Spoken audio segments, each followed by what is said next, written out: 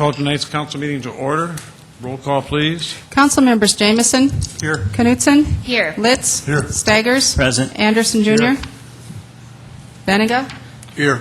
Brown. Here. Costello. Here.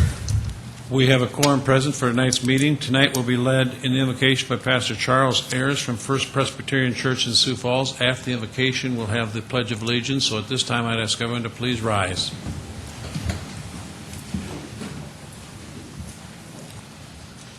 I just want to say, first off, that I'm relatively new to the city. Just been here a little less than 2 years. But I have found Sioux Falls a welcoming place, a place that is easy to call home, a place that certainly has concerns and issues as represented by all of you here tonight with voices to say and concerns to bring. But I'm reminded of the scriptures that says that we need to share and carry one another's burdens. And there are many issues in the city, homelessness, poverty, education, health concerns. Some of them will come up tonight, I know, in some form or fashion. Things that we cannot do on our own, that the government cannot do on their own, that the church cannot do on our own, that education or business can't accomplish on their own.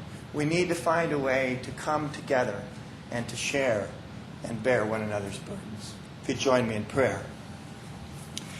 Loving God, we acknowledge your presence in every situation, and so we give you thanks for being here this night.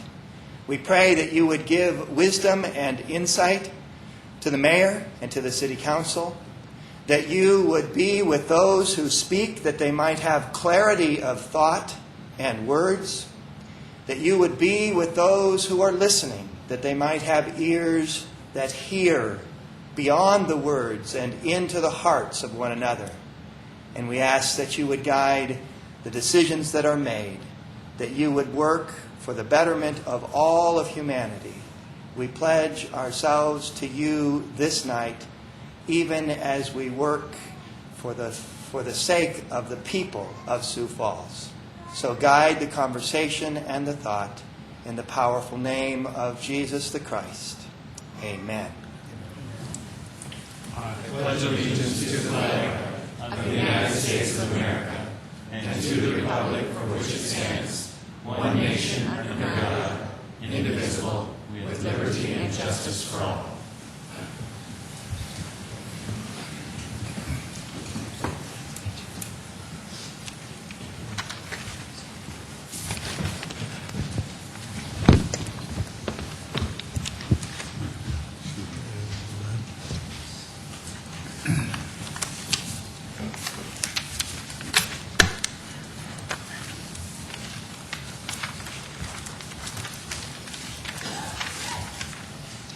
We have a proclamation night. Clara Hart, you're going to come up here, I believe, for World Refugee Day.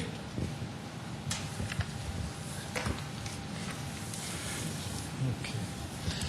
The proclamation reads, whereas every year on June 20th, the world honors the courage, resilience, and strength of refugees. On the 7th anniversary of the United Nations designated World Refugee Day, thousands of organizations and hundreds of countries will come together to focus global attention not only on the plight of refugees and the causes of their exile, but also on their determination and will to survive and on the contributions they make to their host communities. Whereas refugees flee their countries not for economic gain, but to escape persecution, the threat of imprisonment, and even threats to their lives. They need a safe haven where they can recover from mental and physical trauma and rebuild their hopes for a better future. Whereas the global theme for World Refugee Day is refugee protection, and whereas protection also means that refugees receive food, shelter, and medical care, that their rights are respected, including rights to education and freedom of movement. Now, therefore, I, Dave Munson, Mayor of the City of Sioux Falls, do hereby proclaim June 20th, 2009 as World Refugee Day in Sioux Falls, and let us recognize them for the richness and diversity they bring to our community.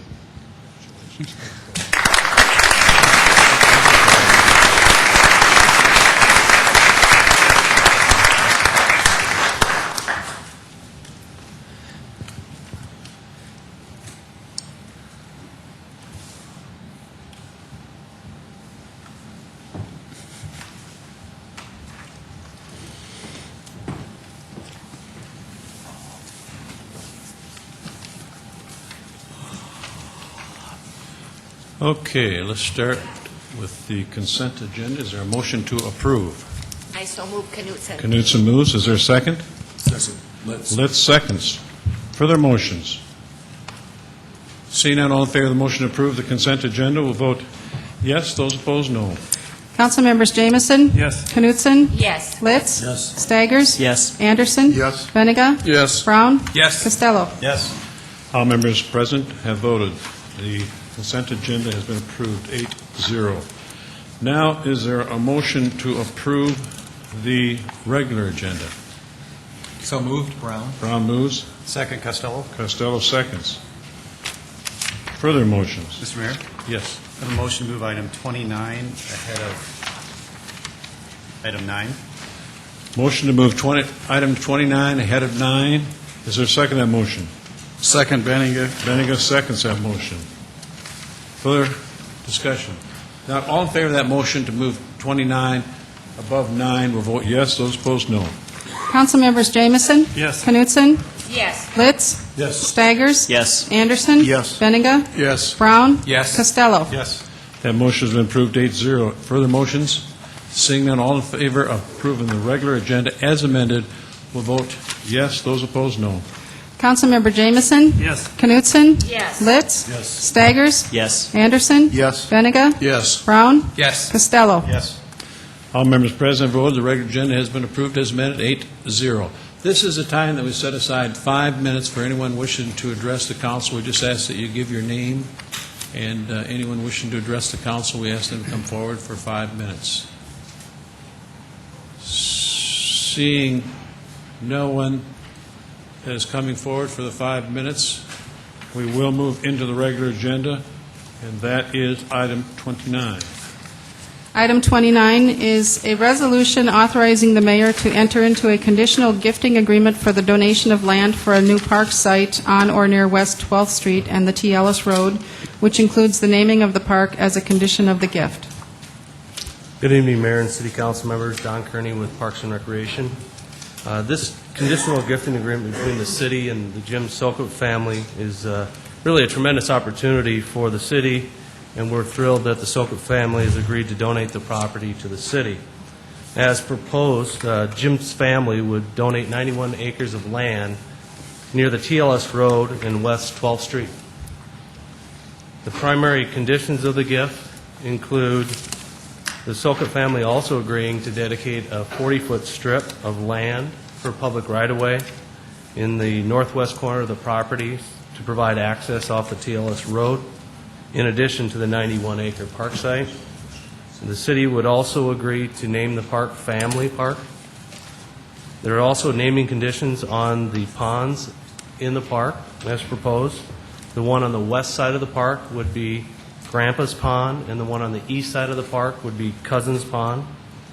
And then another condition of the agreement would be that the city would use its best efforts to develop the land pursuant to the master plan you see on the screen in front of you. As many of you know, when we were at our last informational briefing, we plan to develop this park into an urban fishery in cooperation with South Dakota Game Fish and Parks. We're thrilled with the fish stocking program that South Dakota Game Fish and Parks plans to implement, as well as the $400,000 in initial site development costs, which could happen as early as this coming fall. Following the initial site development by Game Fish and Parks, it would allow us to open up the park to the general public for their enjoyment. You should also know that the Parks and Recreation Board has approved and reviewed and approved this agreement.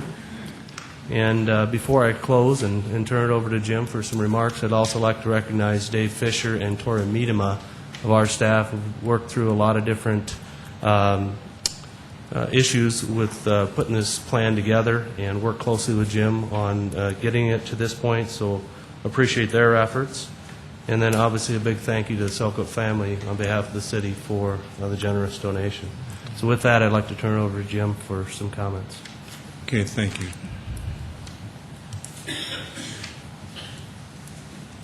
Good evening. I'm Jim Sokup. Just a couple comments. Our family is really excited to give back to the city of Sioux Falls. We think this is going to be a wonderful project to bring an urban fishery into into this town. I know we have some, but I think we certainly think this will add a new dimension to our park system. So really, that's about all I have. We're, like I say, the Parks Department's been, and the Game Fish and Parks, have been wonderful to work with, and we're excited to see this project become a reality. So that's all I had, unless you had a question for me. Thank you, Jim. We really want to thank you and your family. Questions of Jim? Others that wish to address the council of item 29? Not.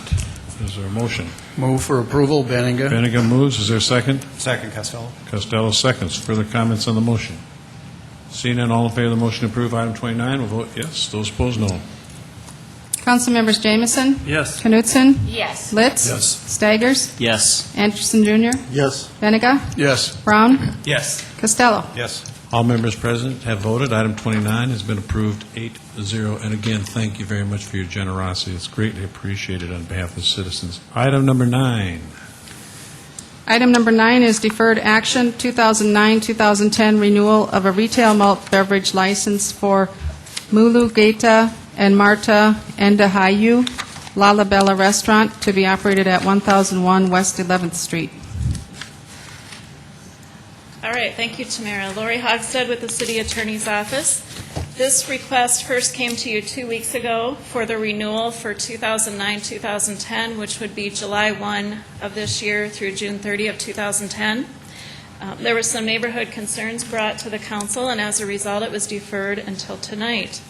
What we thought we would do first is to have Police Chief Barthel give information on any police calls to the establishment, and then also Planning Director Mike Cooper would like to give an update on the conditional use history. So if you'd like, we could proceed with Chief Barthel. It will be noted that Councilmember Costello will be excused from item number 9. So go ahead. Okay.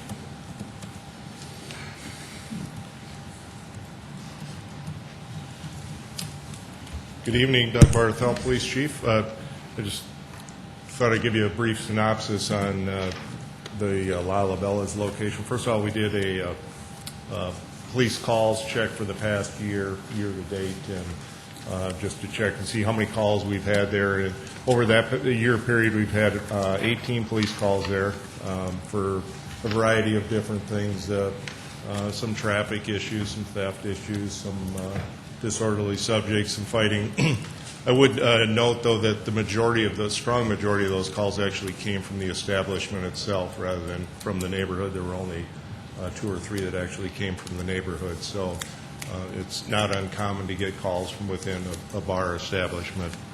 The one call that Lori mentioned that I would like to bring to your attention was after the city council meeting 2 weeks ago, after hearing the comments and concerns with this license renewal, we did do a little extra attention on the establishment and also did some random checks of the bar. One in particular, which was on Friday night, well, it actually ended up being early Saturday morning at 1 in the morning, was June 6th, which was only 5 days after this incident was brought to the council's attention. We did a random bar check. A couple of officers went in the establishment to just check for underage people and anything else that might be out of the ordinary. They immediately noticed a large number of people that appeared to be underage, and they also noticed that there were bottles of beer on a majority of the tables. They talked to a bouncer who was working by the door, and he told them that they were having an 18 and older dance party that evening, which now this is at 1 in the morning. The officers then checked a few of the IDs and immediately found several that were underage. In fact, they counted a total of 15 that were under the age of 21. When they confronted the owner of the establishment about how these underage people got into the bar, he didn't know how they got in. He thought maybe they had snuck in through a side door or something of that sort. Keep in mind that the bouncer had just a few minutes ago told us that they were having an 18 and over dance party. They did check, of those 15, they did a alcohol breath tester, and fortunately only one of them had been drinking of that group, and he was I believe, a .08, which legally would have been enough to be arrested for driving while intoxicated.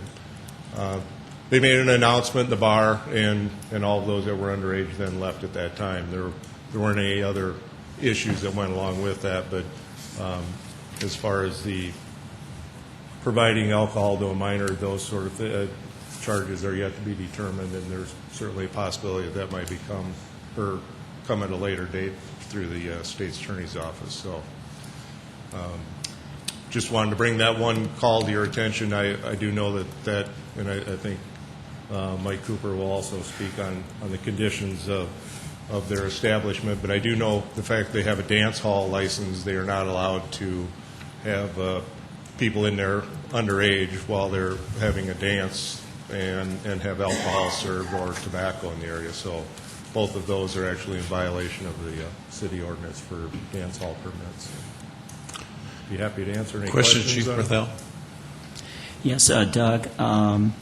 The one neighbor that lives near the restaurant's primary concern has been noise. Has the police ever taken any noise readings on her property or anything to see if they're violating city noise ordinance? I don't recall that we've ever actually taken one from her property.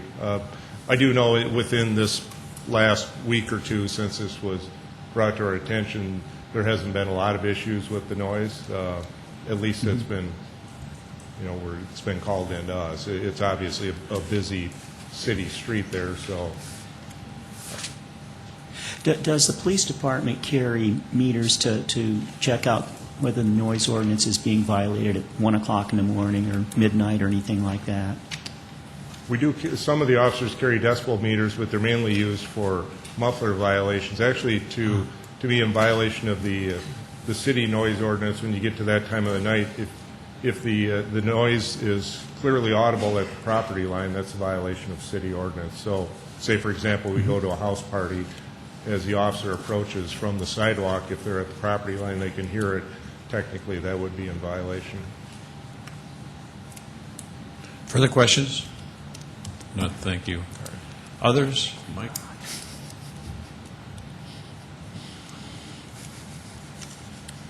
Mike Cooper, Planning and Building Services. I was asked to give an overview in terms of the background on the conditional use permit that was approved for this location. We have up on the screen an exhibit that shows the current zoning of this property, which is on the south side of 11th Street. And in the purple, it shows commercial zoning, which would be to the north and east. And then the dark brown is residential zoning. And then we have another exhibit that shows an aerial photo to kind of give a perspective. To the south and directly to the east is residential. And then we have a commercial business to the northeast of this property. And then across to the north of 11th Street, we have additional residential development. One of the unique features about this location is that it is closer to residential development than many other similar uses that we've approved in the past. Just again to kind of give you a rundown of the land use process that we went through for Lalabella's. Back in November of 2003 was the first time that we were asked to consider a conditional use permit for alcohol as an accessory use to a restaurant. And that's the way that originally was approved. After that was approved, we had complaints about concerns with the neighborhood and violations that we should look at. And we actually brought to the City Council a consideration to revoke the conditional use after it went through a Planning Commission hearing. Rather than revocation, the direction that was given was to go back and modify the stipulations that were on that conditional use, including limiting the hours of operation to no later than 11 o'clock p.m., and to look at ongoing reports to see how they were cooperating with the neighborhood. We had 2 different reviews in February of 2007, which was a 3-month review, and then we had another review of 6 months in July of 2007, again, just to monitor how the the operation was dealing with the neighborhood concerns. And through those 2 review periods, we did not have any major violations or neighborhood input that were of consideration. And so after those 2 reviews, there was a further change to the conditional use permit in August of 2007, which again changed the stipulations to read that the hours of operation would be limited to that provided by state law for a beer license, and that food had to be available during the hours of operation, that there had to be an annual security management plan reviewed by our crime prevention officer, and then number 3, that customers under the age of 21 would not be allowed in the establishment after 11 o'clock p.m. Those are the 3 conditions that are on the current permit for this operation. And so obviously, as we heard from Chief Barthel, there were customers under the age of 21, and so that would be a violation of the conditional use permit. Whenever we are aware of violations, we can do one of 2 things. We can take those back for further review, or we can bring them through for a revocation action, which typically goes through a public hearing before the Planning Commission, and then ultimately the City Council has to make that decision. So we've had a long history of this operation within the neighborhood, going back to 2003, and we've had periods where it seems to be working well with the neighborhood, and then periods where it's not working as well. And again, that conditional use permit is not being considered tonight, but I thought it was important for the council and the public to hear as far as what we've done in the past as far as the land use approval process. Questions of Mike? Bob? Mike, I was here when we did the conditional use changes in August 2007. Why did the changes go back? Why did the Planning Commission do that? Was that at the behest of the owner, or why? Yes. The limited hours of operation, the owner came back and said that it was difficult for their business to be successful because of those limitations. And so that was kind of the impetus for going back and reviewing those again. In the period of time when we changed it and put the additional conditions on it until August 2007, would it be your opinion that the business was probably successful in not bothering the neighborhood, the neighbors? Well, based on the 2 reviews that we did, I would say that was a fair statement, yes. Thank you. Further questions? Thank you. Thank you. Kenny? I've got one, Lori. Did you want Mike? No, I wanted Lori Hochstead. Okay. Thank you, Lori. Yep. With the dance hall policies, you and I discussed this at another establishment earlier Correct. here. Can you explain to the council a little bit about the dance hall policy that we have? Right, we have an ordinance on the books under dance halls, and what that states is that if there are persons 18 to 21 on the premises, there's 2 conditions. 1, no smoking, and the second one is that the dance cannot be held in the same room where the alcohol is, and that does not mean covering it up. It needs to either be removed or the dance held in a room where there is no alcohol. Thank you. You're welcome. The reason I brought this up, I guess, to add on to this, is we had another establishment that has been doing the all-ages shows, I guess it would be and there was some complaints on that establishment, too. So I do believe that Lori's office decided to send out a letter to that establishment, and maybe that might be something we have to expand. It may be. I know we're having a meeting tomorrow to talk about that a little bit more, but possibly we could take a look at that. Okay. Thank you. Mm-hmm. Further questions? Others that wish to address the council on item number 9? Name, please. Kadir Awera, 2917 East 12th Street. You just don't have to get just your name. Thank you, Mayor. City Council. As some of the City Council know, I involved with this issue 2-3 years ago, the same situation with this restaurant and this establishment. One thing I want to be very forward with you, this gentleman owning the facility do everything to follow the rule and regulation as city required. At that time, one of the decision was to write a letter to all the neighborhood to have a coffee in the restaurant, to meet with us, to see what they request. We can follow up with those situations and taking care of it. And sadly, only 2 people showed up. And then we sent another letter, if I remember at that time, to let the neighborhood know involved with the restaurant what we can do. A couple of things. As a matter of fact, June 6, I was in the restaurant. And the noise issue, I'm more than welcome, and the request of mayor and the city council, I can give you guys a copy of the DVD I recorded that night. Right inside the restaurant, and then 5 feet outside in the door, and another 10 yard, another 10 yard. The families complaining about noise is 97 yards away from the restaurant. Even 20 yards away from the restaurant, you do not hear the music sound coming out of this window or in the door. And the same night, which Chief Barthes said about some people underage, I feel that couple kids is in there, not the kids, couple of faces, is might not be under 21 years old. And I asked the gentleman, did anybody check in those? Say, Kadir, I have a security front door. And everybody walk in, they asking them for an ID. So I am very sure they are 21.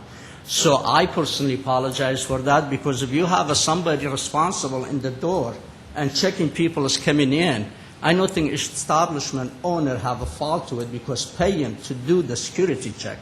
And matter of fact, the time I walk in there, they ask me for ID. And they ask those other young people's ID, they let them go in.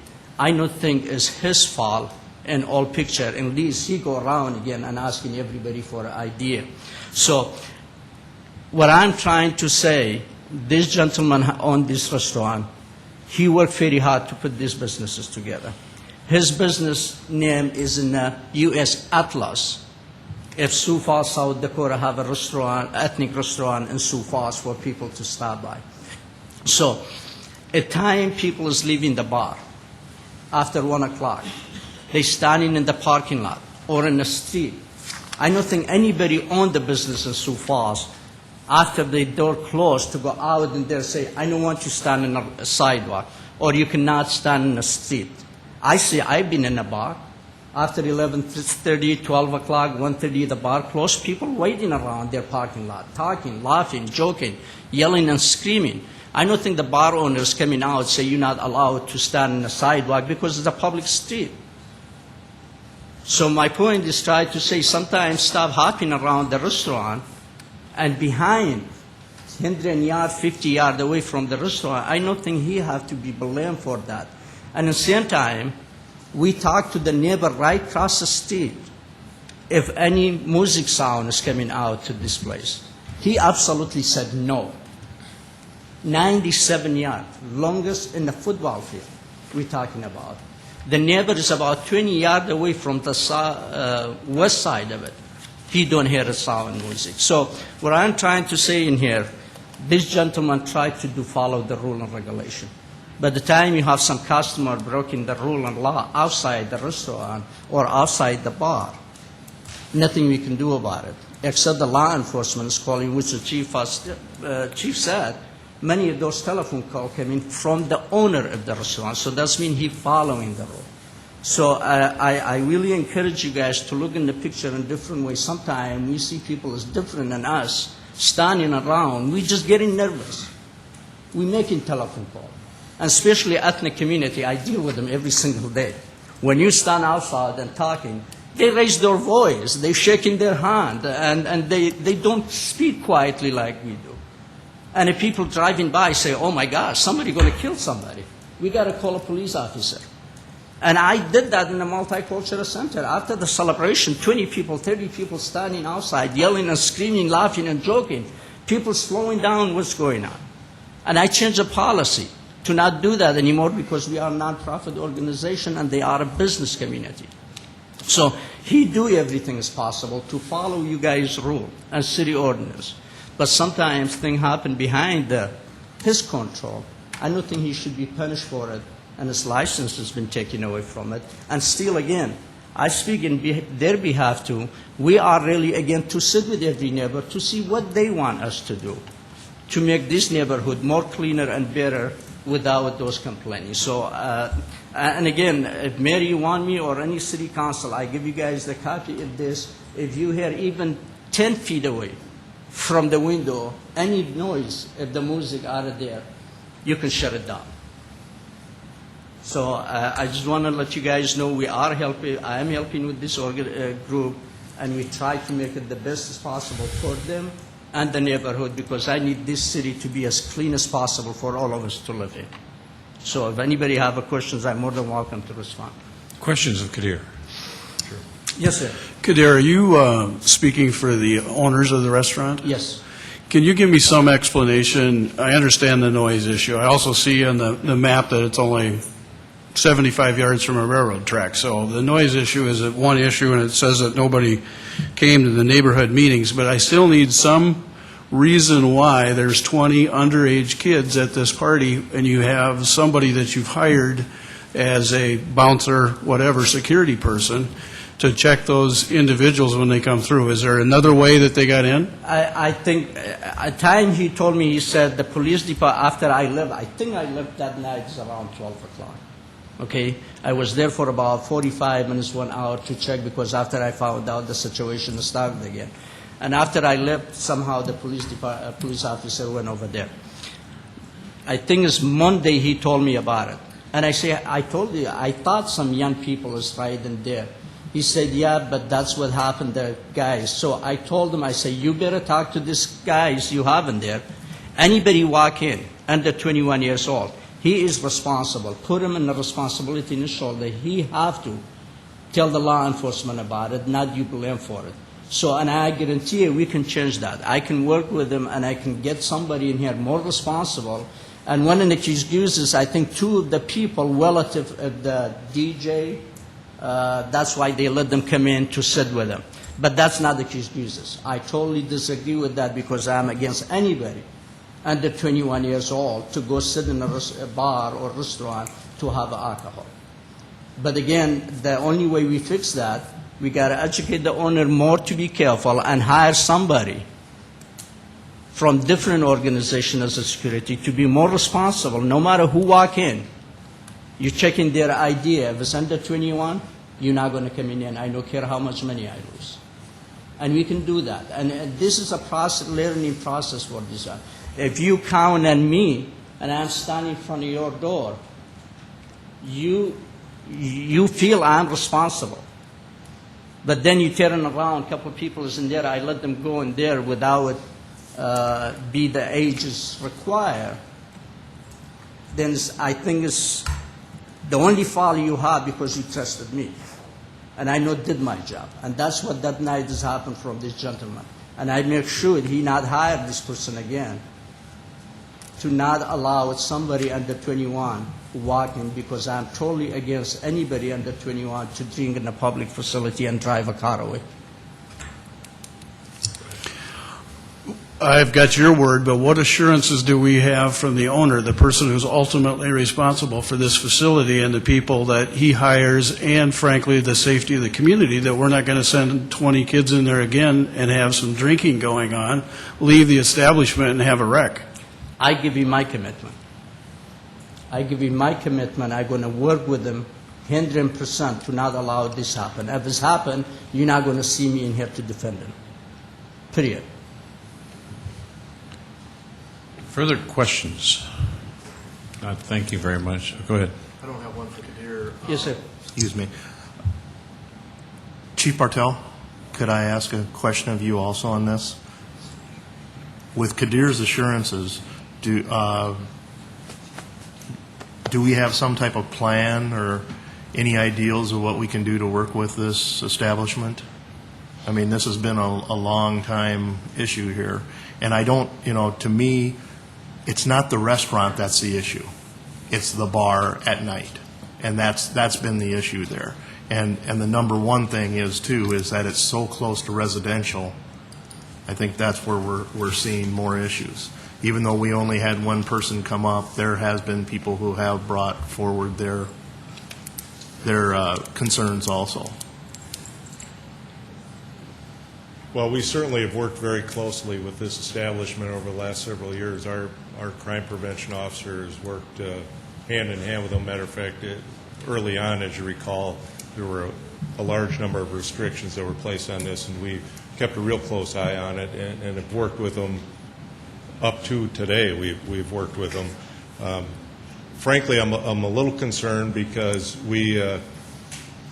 this issue just came to light 2 weeks ago, and although we haven't had a lot of police calls over the past year, and things have been relatively quiet as far as we're concerned, and because of that, we don't go in there and do a bar check every weekend. We simply don't have the resources to do that in every bar in the city. But the fact that this one came to light and the owner and those that work there are aware of that, 5 days later we go in and do a bar check and we find 15 people that are underage in there. It causes me concern and makes me wonder how many other times has that happened in the past year where we haven't been in there. So I know we've worked very closely with them, and they've been very cooperative and have worked with us and have met requirements that we've put on them over the years, and we've taken some of those requirements off, and now we're kind of back to where we started with some of these issues coming up again. Granted, the number of calls aren't near what they were when they first came about, but there certainly are some issues that are cropping up. Thank you. Other questions? Thank you. Others that wish to address the council on item number 9?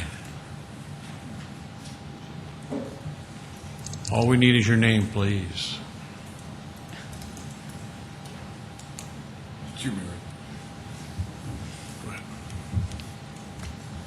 Mary Kramer, 1008 West 11th Street. Instead of writing you all a letter, I just wrote a short one, and I'm just going to read it. The neighbors and I that live along the block of 11th Street from Menlo to Grange became homeowners when the Grange Plaza had businesses that had notable business hours. There was a pawn shop, a furniture store, a beauty shop, and a tanning salon. And I'm wondering if we'd all become homeowners on this block, and during the buying process, we possibly wouldn't have bought all the houses that we bought along this block if we knew there was a bar across the street. So I'm thinking sadder yet, my husband and I, and there's 2 other neighbors on the block that, depending on how this all goes, are considering putting our houses up for sale. A couple of them are already in the process down the road of fine-tuning theirs because they're tired of it.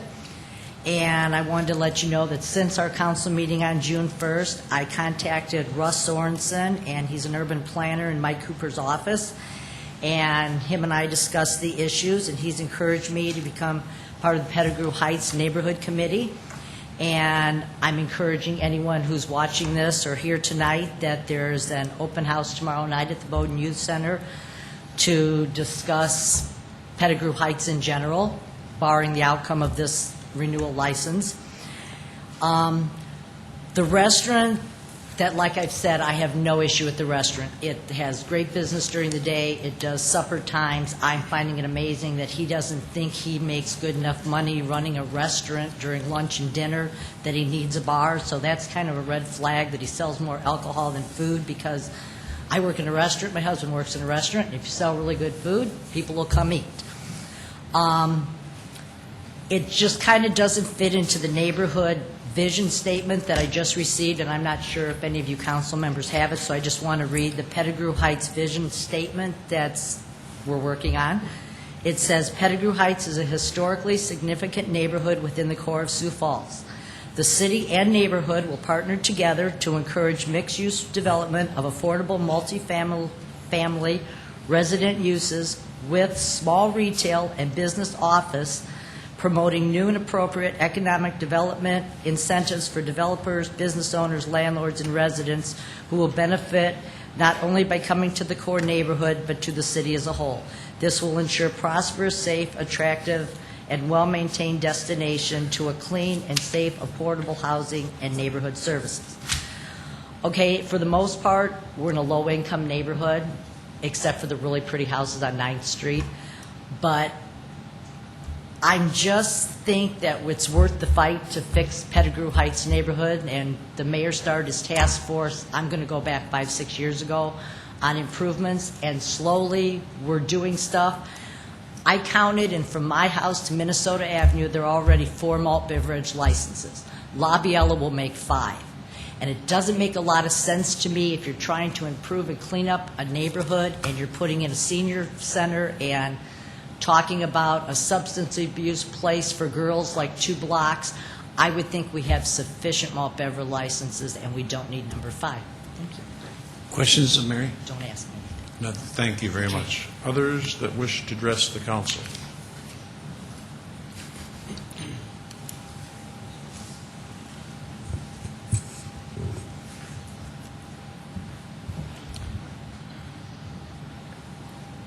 Reverend Steve Boynt, 1807 South Spring. Excuse me, I'm getting over a cold. I'm here to, I don't know if the correct word is defend Mulligita and Lalabella. I find it difficult to believe they're saying the restaurant is not the problem, but the establishment is as big a problem as they're saying. I live 1 block away from Minnesota Avenue, on 26th in Minnesota. I get more garbage blowing into my yard from the parking lot of the Wells Fargo Bank than I have seen in the neighborhood yards near Lalabella. I mean, that's after I spoke here the last time he was in 2003, I think it was. And I've been aware of that, and I've been looking, and I have not seen any garbage or any problems like that. When it comes to noise, I eat once a week at Lalabella, and that's during restaurant time, so that wouldn't be loud. However, I do have coffee at Black Sheep late at night quite often, both there or downtown at Michelle's. And then I'll stand in the parking lots a lot of times and talk with Charles Luden or some of my other friends, and we don't hear noise coming from Lalabella. I have never heard more noise there than I have heard in my own house with the squealing of the air conditioner above the Wells Fargo Bank, the casino over on the corner, which, by the way, we had no trouble putting a rehab house for TLC at the time within a block of a casino that sold alcohol. So I just, in regard to that previous statement, that good precedent for having things like that close together. No one saw a problem then. I have more noise from the Harleys driving down Minnesota Avenue than I have ever heard coming from Lalabella. I cannot imagine how the noise from the restaurant is getting across 6 lanes. I mean, it may be. I don't like the sound of music when I'm trying to sleep.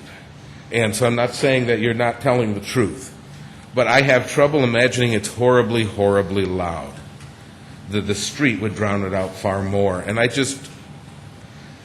something seems odd to me, and that's just what I want to say, that I don't see the garbage when I'm there. I don't hear the noise when I'm standing out in the parking lot around midnight. I've never been there till 1. And I can honestly say that Mulligita is a workable person. I do believe that if you lay down the conditions and make them clear, he will abide by them.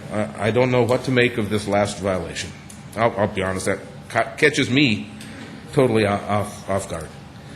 But I think his history has shown that he's willing to work with the council and with the police. And I would hate to see you shut down something that he does need. It's an excellent restaurant, but it's still getting known. The business has started picking up finally in the last year. And a lot of times my wife and I run into missionaries there who come back from Africa, and they like to eat there. And it's getting known as a great place to eat. But he needs a few more years to build that base because it's such a strange food for people who grew up on steak and potatoes. So I would say try to find a way. I thought you acted very wisely last time, and try to find a way not to shut him off completely from the dances because he needs that income right now. And he's shown he'll work with you. That's, I guess, what I'd ask. Thank you. Questions? Thank you. Others that wish to address the council? It's just anyone that addresses the council, all you have to do is give your name and where, if you're from Sioux Falls, just say your name and Sioux Falls. That's all you have to give us. So Anyone else wishing to address the council on item number 9? Seeing no one.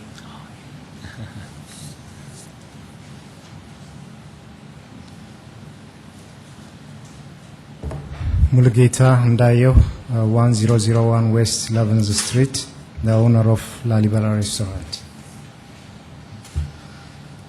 Since 2003, as you know, we run that restaurant. Since 2003, we do the same thing we do now. In 2006, it was a complaint. 2004 and 2005, we accept in our restaurant for dance 18 and over. The crowd was 150 people on that restaurant. They allowed to us the city court. There was a lot of people. They come that time, but there was no noise. There was no complaint. It was shout. There was fight. We call a police when we see fight. In 2006, there was a neighbor, a bad business was getting attention to come to our restaurant.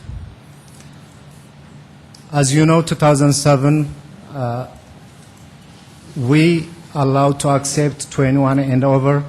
Since that time, the only we accept 21 and over. In June 1st, last June 6th, was the police was one time they get in and they CID everyone each. I was amazed because I never seen that kind of thing before. And they call me after they check up. They got one underage drinking. Well, we don't accept underage, but I allowed for the DJ helpers to 19 and 20 years old. The others, I don't know what they're gonna get it. They told me, the bouncer, the security guard, he told us 18 and over. I don't tell him he accept 18 and over. I talked to him. He said, for me, after we close, he have experience in other place. That guy he came, that day he was new. So he took them, he get in. That was only I know. That time they get in. Any other question? I will accept.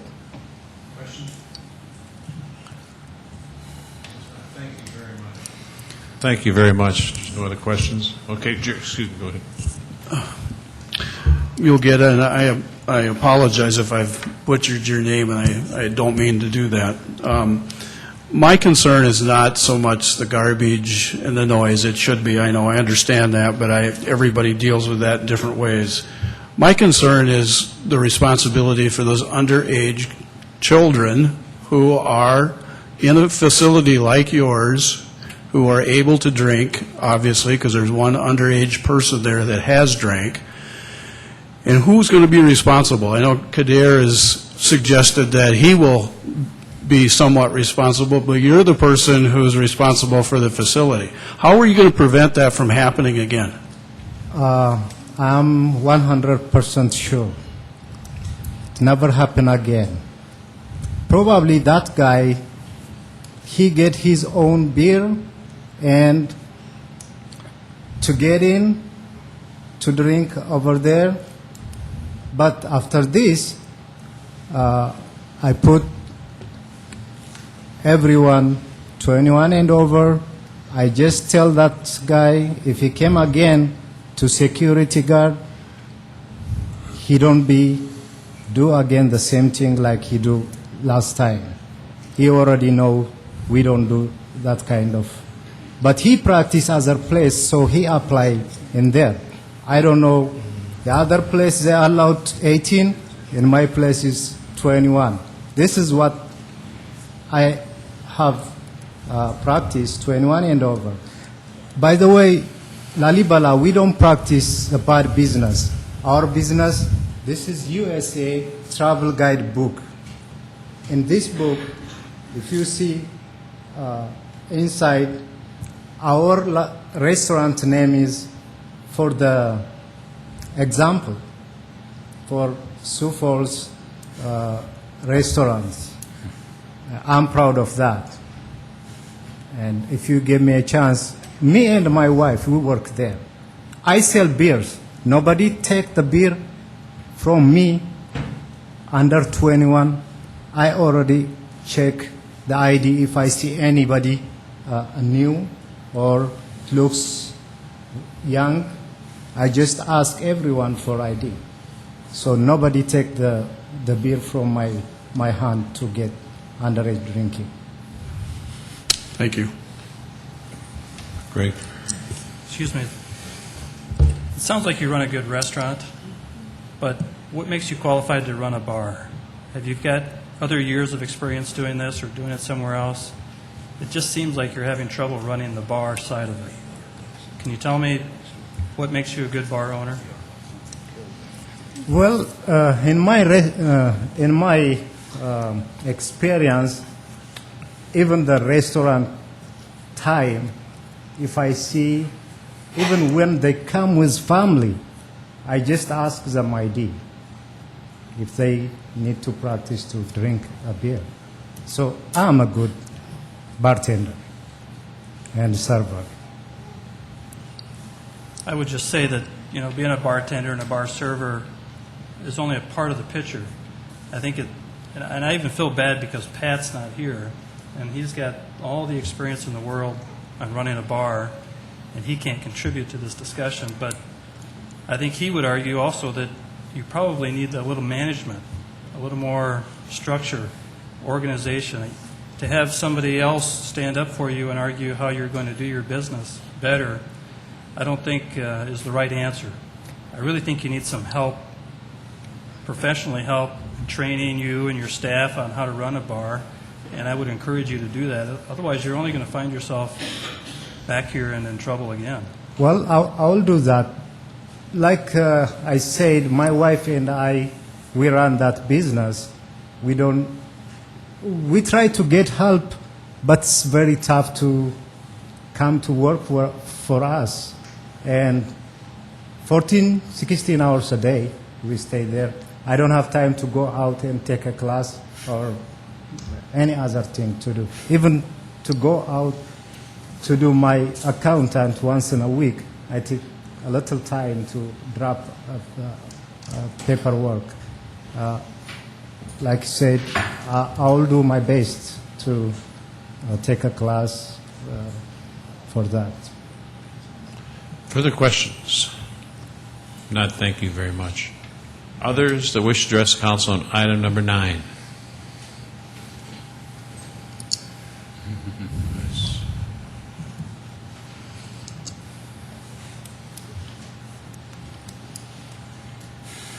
Hi, my name is Anthony, and I just want to say something on the... Can you step closer to the mic, please? Okay. Thank you very much. I just want to say something on the noise issue. I go to Lalibela almost every day, and mostly Friday and Saturdays. That's when we go. That's where I go with my girlfriend and shoot pool and stuff, and we stay there sometimes till closed, and maybe 1 or midnight.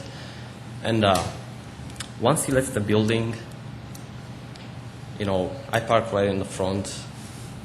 I mean, it's really hard to be bothered by the music. I mean, I know you can hear something like, you can tell there's a music going on, but that's not something that's going to bother you. Or you can be parking sometimes on the sideways. If you go a little bit further, I mean, it's really hard to notice even there's a party going on. And I think the noise complaints, I think it's been very exaggerated and stuff, so that's all I got to say. Thank you. Questions? Thank you very much. Others that wish to address the council on item number 9? See no one coming forward, so we will close it to council discussion or action. I'm not ready to make a motion quite yet, but I would have to confess that this is actually one of the harder votes that I'm going to have to make, and I'm going to be very upfront as usual about this, is I have zero tolerance for underage alcohol sales. And I am extremely disappointed, irritated, annoyed, and and flabbergasted that 5 days after an establishment has been spotlighted by this group of city officials, that our police department would go into this restaurant and bar and find 15 people underage in there, and with, and I realized only one had a little bit of alcohol. That is really, I share Chief Barthel's concern about that as much as he does. I have spent a great deal of time on this issue over the years. The owners of this establishment are people that I have known a little bit for a long time. I don't know them well, but I have known them since even before they were married. And I met the owners, one of the owners, the wife, when she was about 14 years old in my refugee work. So my soft heart or whatever is conflicted tonight on this issue. I do not eat at Lalabella's often, but I have been there before. Again, these are, in my estimation, wonderful people. A beautiful 9-year-old son and a new baby daughter. And I care about them greatly. And my favorite work in this community is still refugee work. It's not serving on the city council, as great a privilege as that is. So this is a hard night for me on this issue.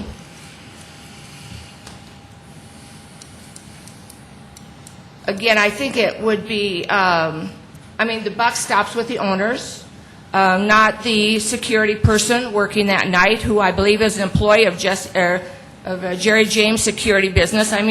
The person I believe who was there that night works for a security company here in town. It's owned by a former policeman in our city, I believe. So, that person should know what he's doing. But regardless what he did, right or wrong, or what orders he had from the owner, I will never know. And whether or not there was a second door that was open, obviously this is stupidity, really, from my standpoint, to allow underage people, let alone 15, in a place that serves alcohol. It's just a violation of the law, period. So, saying that, I also want to say that, I want to also say that it's difficult for me to believe that this is only an isolated incident. I hope that's the case, and I'll never know that either. But regardless how this comes out, and particularly if this license is renewed, even for a temporary period of time or whatever, owners should realize that it will be very likely that there would be more underage stings in that place. So it's time to wake up totally and follow the laws on the books, regardless of where people are from and regardless how much I care about them. But saying that, and I am really disappointed and irritated, but saying that, I am going to make a motion to renew this license because it was the first violation that I'm aware of. But I will publicly state, obviously, that I am not a happy camper, and that I will lead the charge on revoking this beer license or this retail beverage license. I will lead the charge soon as need be, if in fact this license is allowed to be kept by Marta and Molyageta. If in fact there is one more clear violation of the law. That's all I have to say. But with that, I would like to make a motion to renew this retail malt beverage license, and my name is Knudsen. Okay, is there a second to that motion?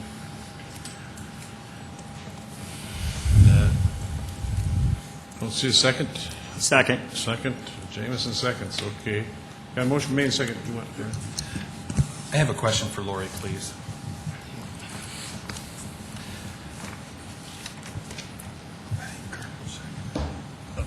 I, too, am as disturbed as Dee by these recent actions. So I'm wondering, Lori, what options do we have to do something else in terms of other than a full-year renewal or delaying as an act of punishment by the council the renewal to a certain degree? Do we have those options available to us? Well, no, we do not. As far as delaying, I talked to the State Revenue Department, and as long as the applicant made application prior to the expiration of the license, even if we defer it until a date in July, they are able to continue serving. In the state's words, we either need to renew it or not renew it. And we have to renew it for a full year. We can't do 3 Right, months, 6 months? Or... No, it would be for a full year, and within that full year, if there's any time that any information is brought to you regarding that license, this city council would need to hold a special hearing, and there's different, criteria that we need to follow, and all that you could do is make a recommendation to revoke, and the State Revenue Department would make the final decision. Mike, from the conditional use standpoint, is there anything we can do?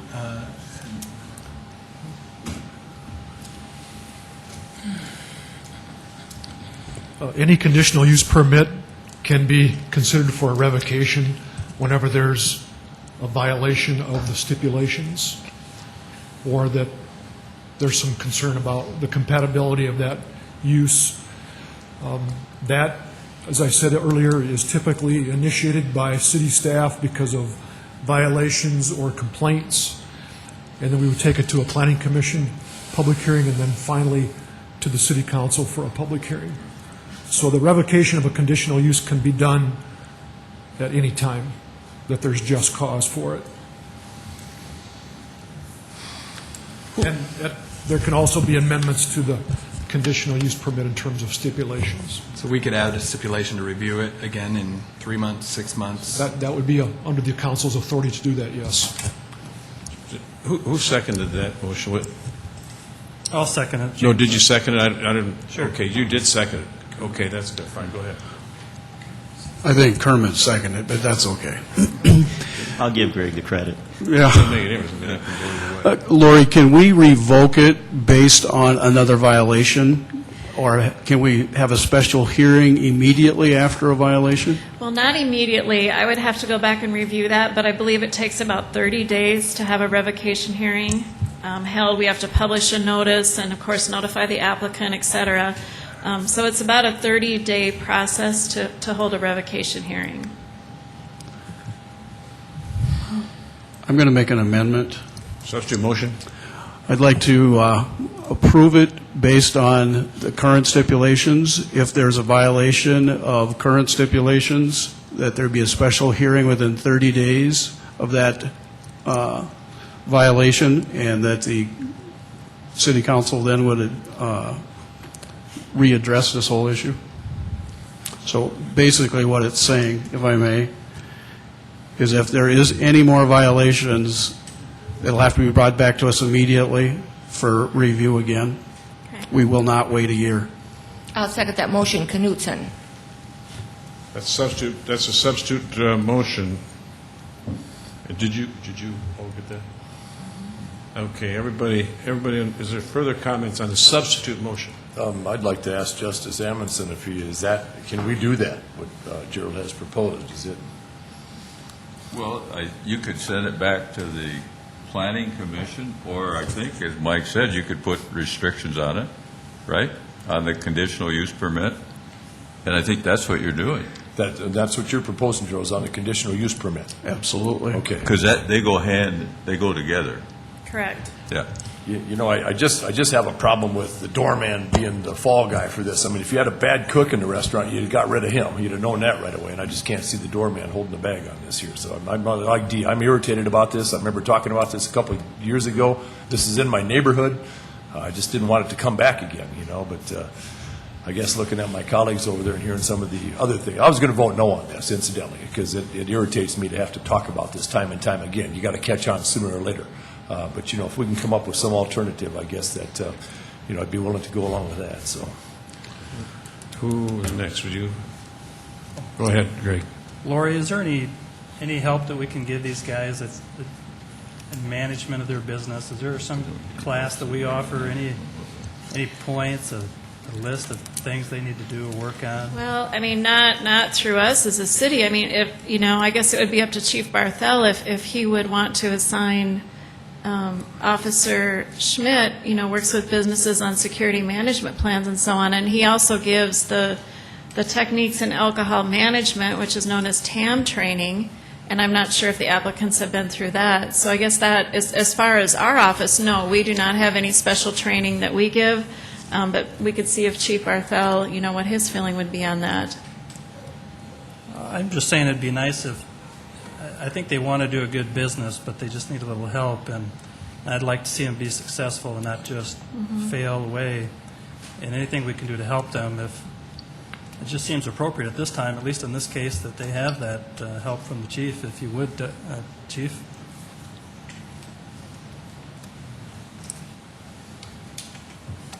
Certainly, we'd be more than happy to help with that, although I will note, as I mentioned earlier, we've worked very closely with the owner over the past several years, and I'm going to guess we probably won't tell him anything that he hasn't already heard. But we'll certainly continue to work with him, offer suggestions as best we can.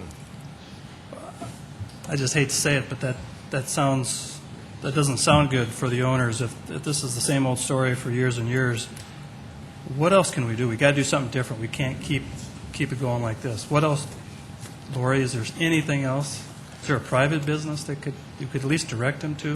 Not that I'm aware of, no. It just frankly takes some very strict rules, and I mean, we've got tons of other bars in this city that operate without having underage people. Granted, occasionally they get one or two that get through. It's pretty rare that we would find 15 at one time when we go in without even being called. But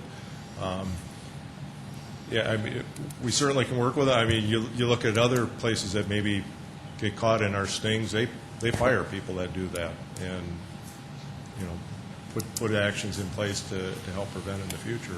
How about if I could put Kadera on the spot just real quick? Maybe I can't. But all I'm maybe suggesting is, Kadera, you. Yes. Let's close it to.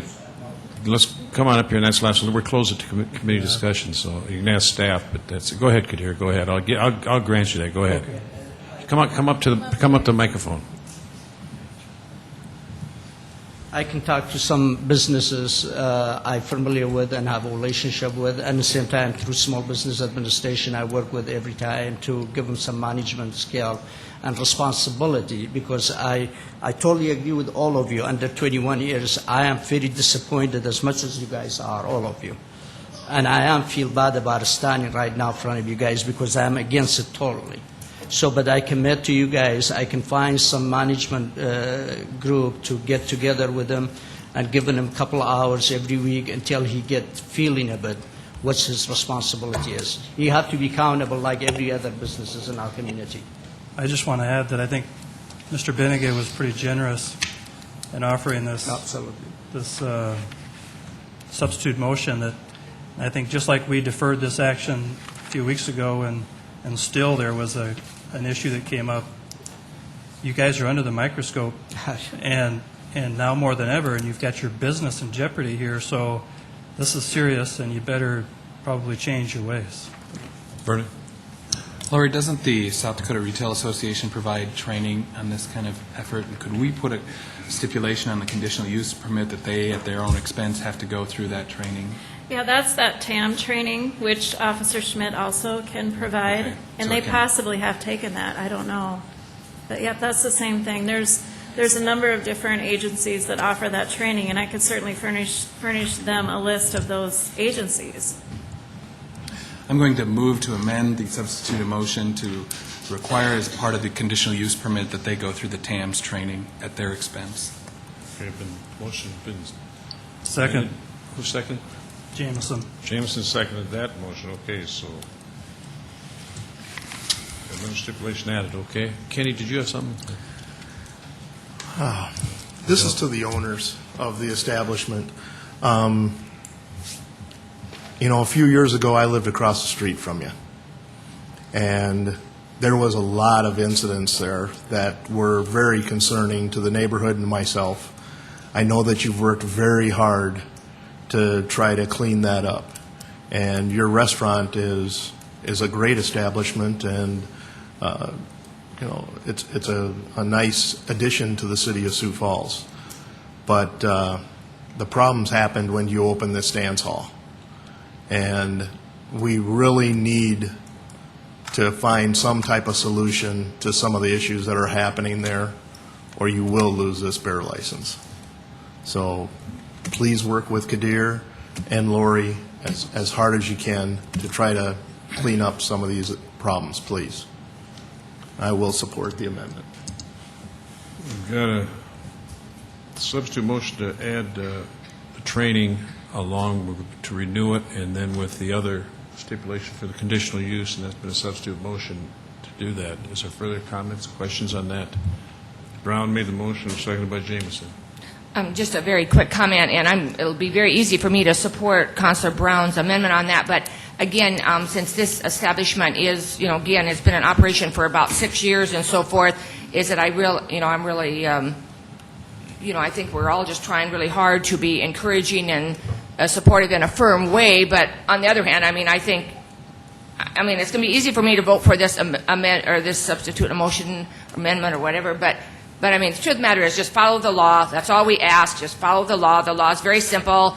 They're not new at this. They have a security firm hired that works for them from 10 to 2, and it's just follow the law. That's really all we're asking them to do, like every other business.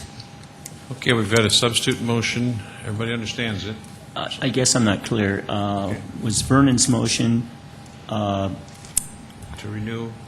Okay, it was truly a substitute to renew the Right. with the stipulations and then also the TAM training. Yep. What are the stipulations?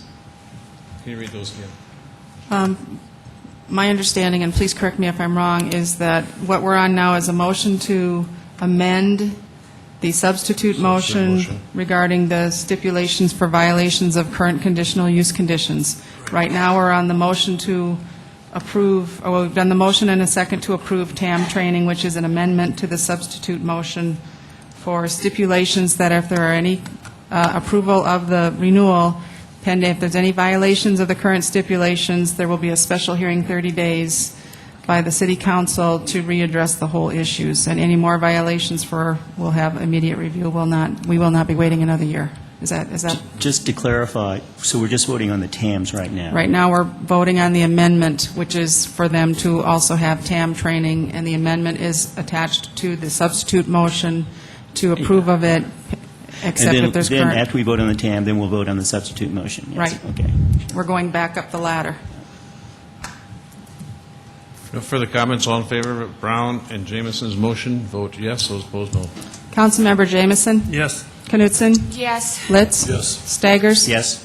Anderson? Yes. Benega? Yes. Brown? Yes. That motion has been approved 8-0. We're back to the Bennigan-Knutson substitute motion.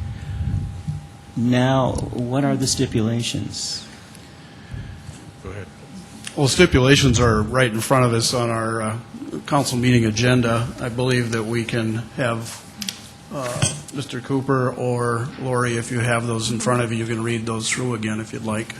Well, the stipulation would just be that if there's any violation of the ordinances, that we notify the City Council immediately, and within 30 days, bring action back to you to revoke the conditional use permit. Is that correct? Correct. Mm-hmm. Okay. Yeah. So once again, it's just a violation of any city ordinance. Is that right? of the conditional use permit that Yeah. they currently have. Mhm. Do you want Mike to explain that condition? Go ahead, Mike. Yes.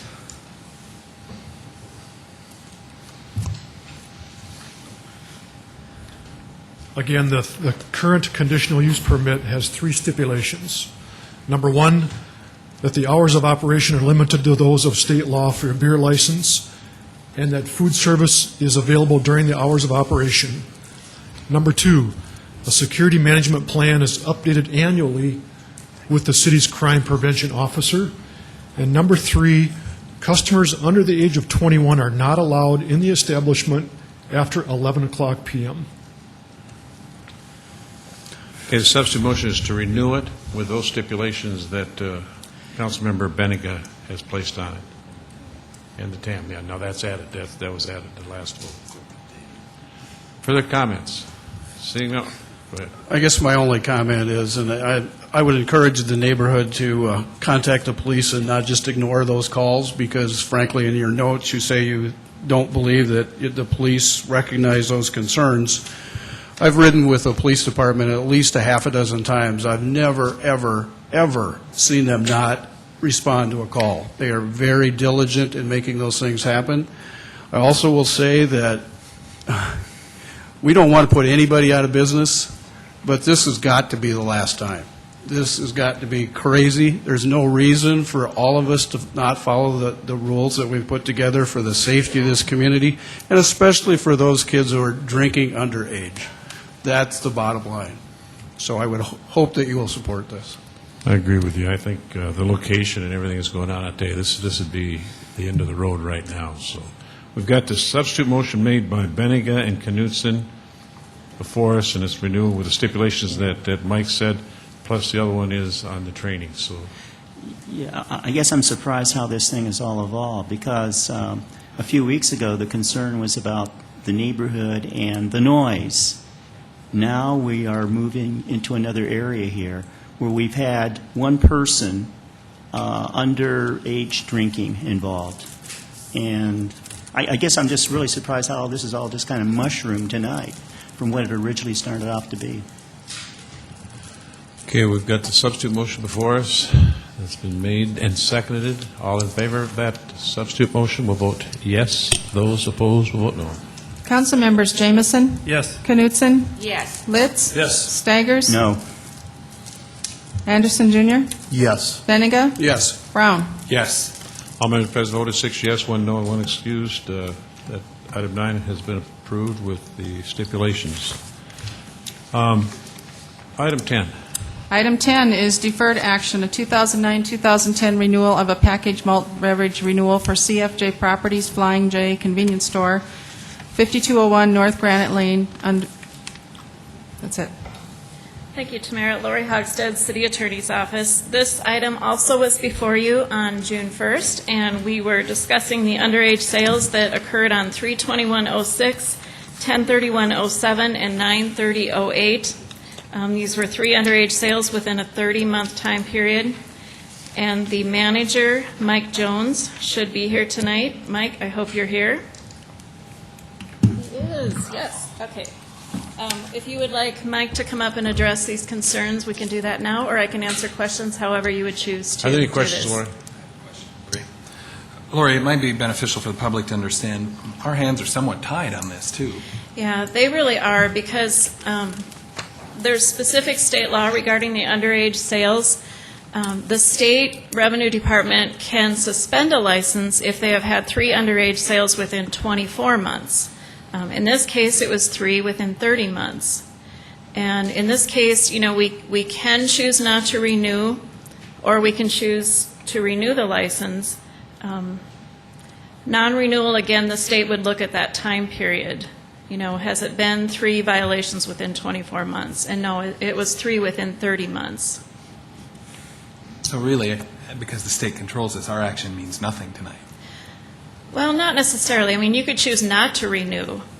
But he would still get the license in the end from the state. If possibly, yes. Most likely. Probably most likely, yes. Thanks. Yes. Is it my understanding, Lori, that we can make a motion or a suggestion not to renew it, but we don't have final approval of that? No, that's not correct. At renewal time, the city council has full authority to either renew or not renew. It's just any other time of the year. If you renew this and there's another underage sale, in August and September and October, then we would have to make a recommendation to revoke, and then the state would revoke it. The only time the city has authority to say yes or no to these licenses is at renewal time, and that would be right now. That's clear as Okay? mud. Clear, huh? Questions? Let's go. Okay, Mike, come on up. You want Mike up? Okay.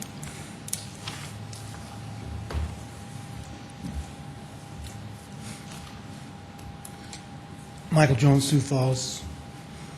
First of all, I'd just like to apologize for not being here on the 1st. No make excuse, I just explained that was communications from our corporate and I did not know about it. We did respond to the first notice we had from Lori I received, and we put in our plan and what we do to Officer Schmidt.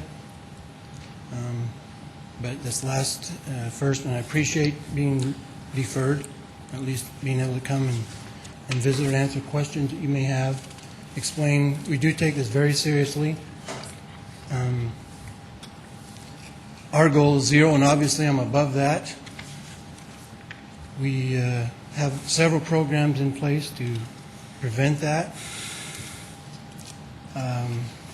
One of the things we do is the person, whether it's myself or anyone, if we sell underage, we terminate immediately. That is a policy.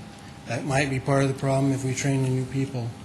But I believe that our training procedures are very adequate, redundant, and try to impress upon the people the importance of not selling to underage. But I cannot make that promise that nobody will do it. Our second one from the second or middle incident, person recognized the ID and called the supervisor down. He told her, do not sell, and she still did it when he went back to his register. I don't say that as an excuse either, just to make the point that I cannot control if I've trained. My responsibility to terminate. If I'm not doing a good job training, then it still falls to me as a manager. But I'm willing to, ready to answer any questions you have, or I also apologize that the incidents happen to not just the council, but Sioux Falls. I live here, my wife lives here, we've raised 4 children. I take it very seriously. Questions, Mike? I do find 3 violations within 30 months to be inexcusable. I might have just missed something you said. Is the 3 employees that violated the law, did you say that are they fired immediately? Yes, ma'am. That's Okay. policy for whoever it is. I run the register quite a bit every day, too, and if I do it, whoever the person is terminated. Thank you. I think that's a great policy. Further questions, Mike? None. Thank you. Others that wish to address the council on item number 10? Not. Is there a motion?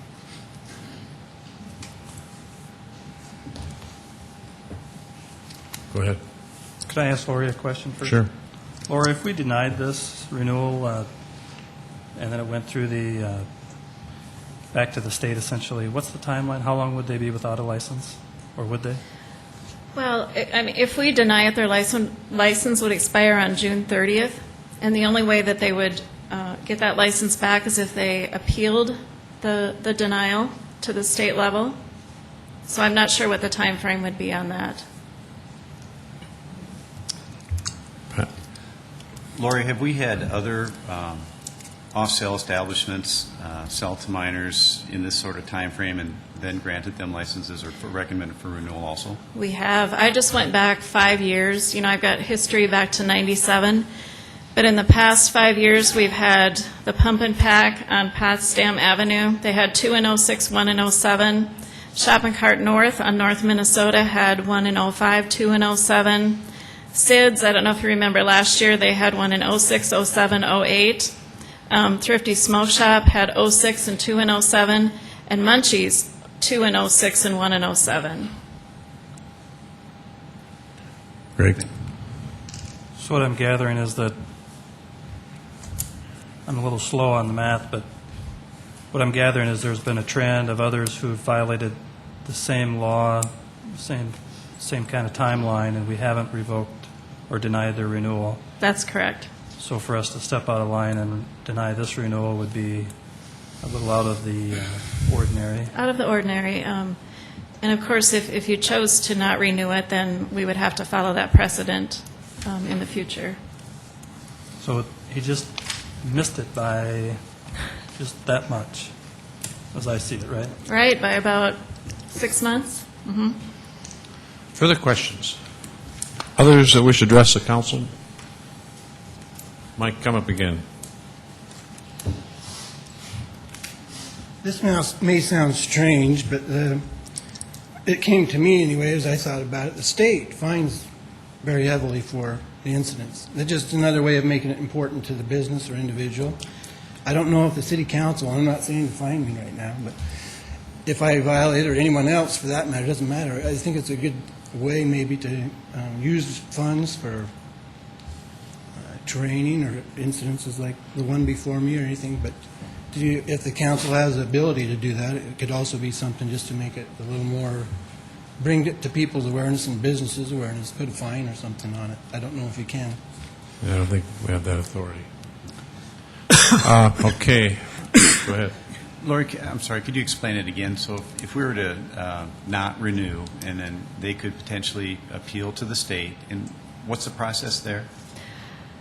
Well, we've never had that happen, but I know that there's a situation where the county chose not to renew a license recently. And in talking to the Revenue Department, they did indicate that they would most likely be receiving an appeal of that. I don't know, I guess we would have to research what the process would be. I'm not familiar with it. But it Sorry. would be, we don't know. It's never been done before, whether or not the state would in essence, override a No, city. we have never chosen not to renew a license based on underage sales or anything else for that matter. Thank you. Go ahead.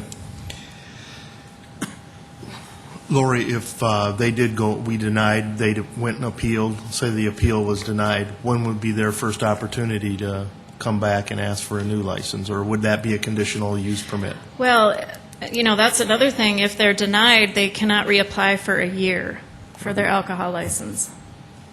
And I'm not sure how that would all play out if there is an appeal process, but we would have to check into that.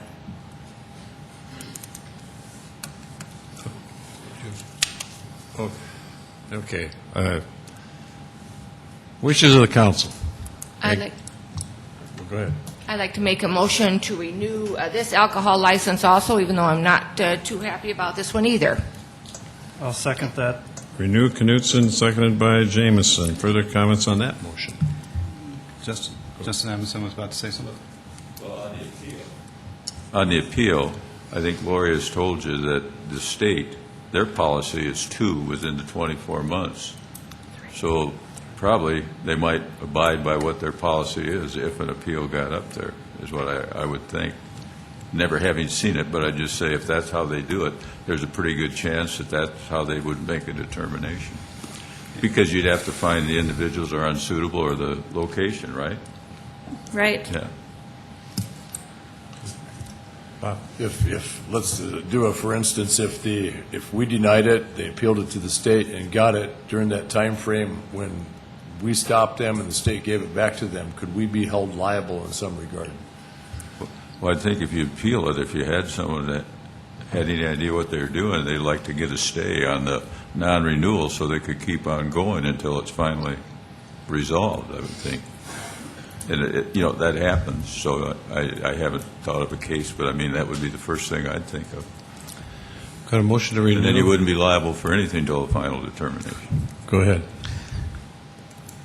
Can we put a conditional use permit on this one, or like we just did here, and put No. more stipulations, or is this something we can't do with this? We do not have the authority to put stipulations on an alcohol license. The only stipulations can come in the form of a conditional use permit. And I'm trying to remember if they have a conditional use permit at that location. It could be that they had the license prior to that requirement. Mike, do you recall at all? Further questions? Not, we've got a motion to renew before us. All in favor of renewal will vote yes. Those opposed, no. Councilmember Jameson. Yes. Knutson. Yes. Litz. Yes. Staggers. Yes. Anderson. No. Benega. No. Brown. Yes. Costello. Yes. All members present have voted 6 yes and 2 no. Item 10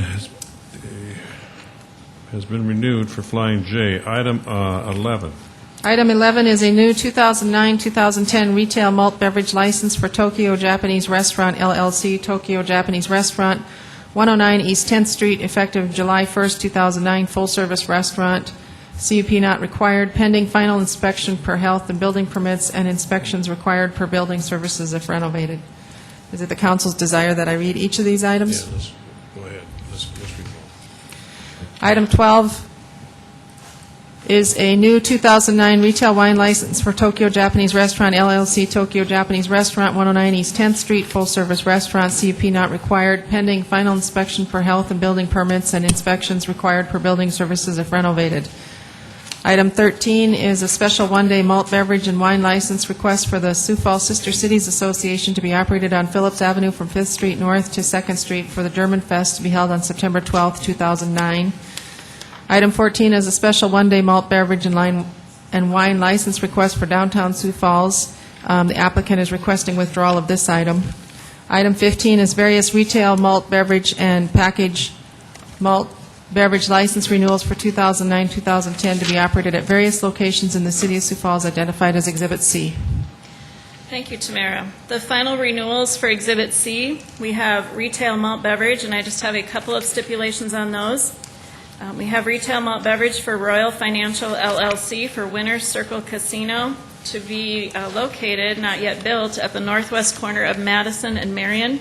This would be pending final inspections per Fire, Health, and Building Services. And then the Sertoma Club of Sioux Falls for Sertoma Charity Bingo, 506 North Kiwanis Avenue. That would be pending corrections per fire. And then we have a short list of packaged malt beverage and no stipulations on those. Questions? Anyone else that wished to address? I have a question, Mayor. Go ahead. Lori, even though 14 is being withdrawn, I thought one of the requirements for these downtown events is that it had to be for a nonprofit. Well, it's being applied for by downtown Sioux Falls.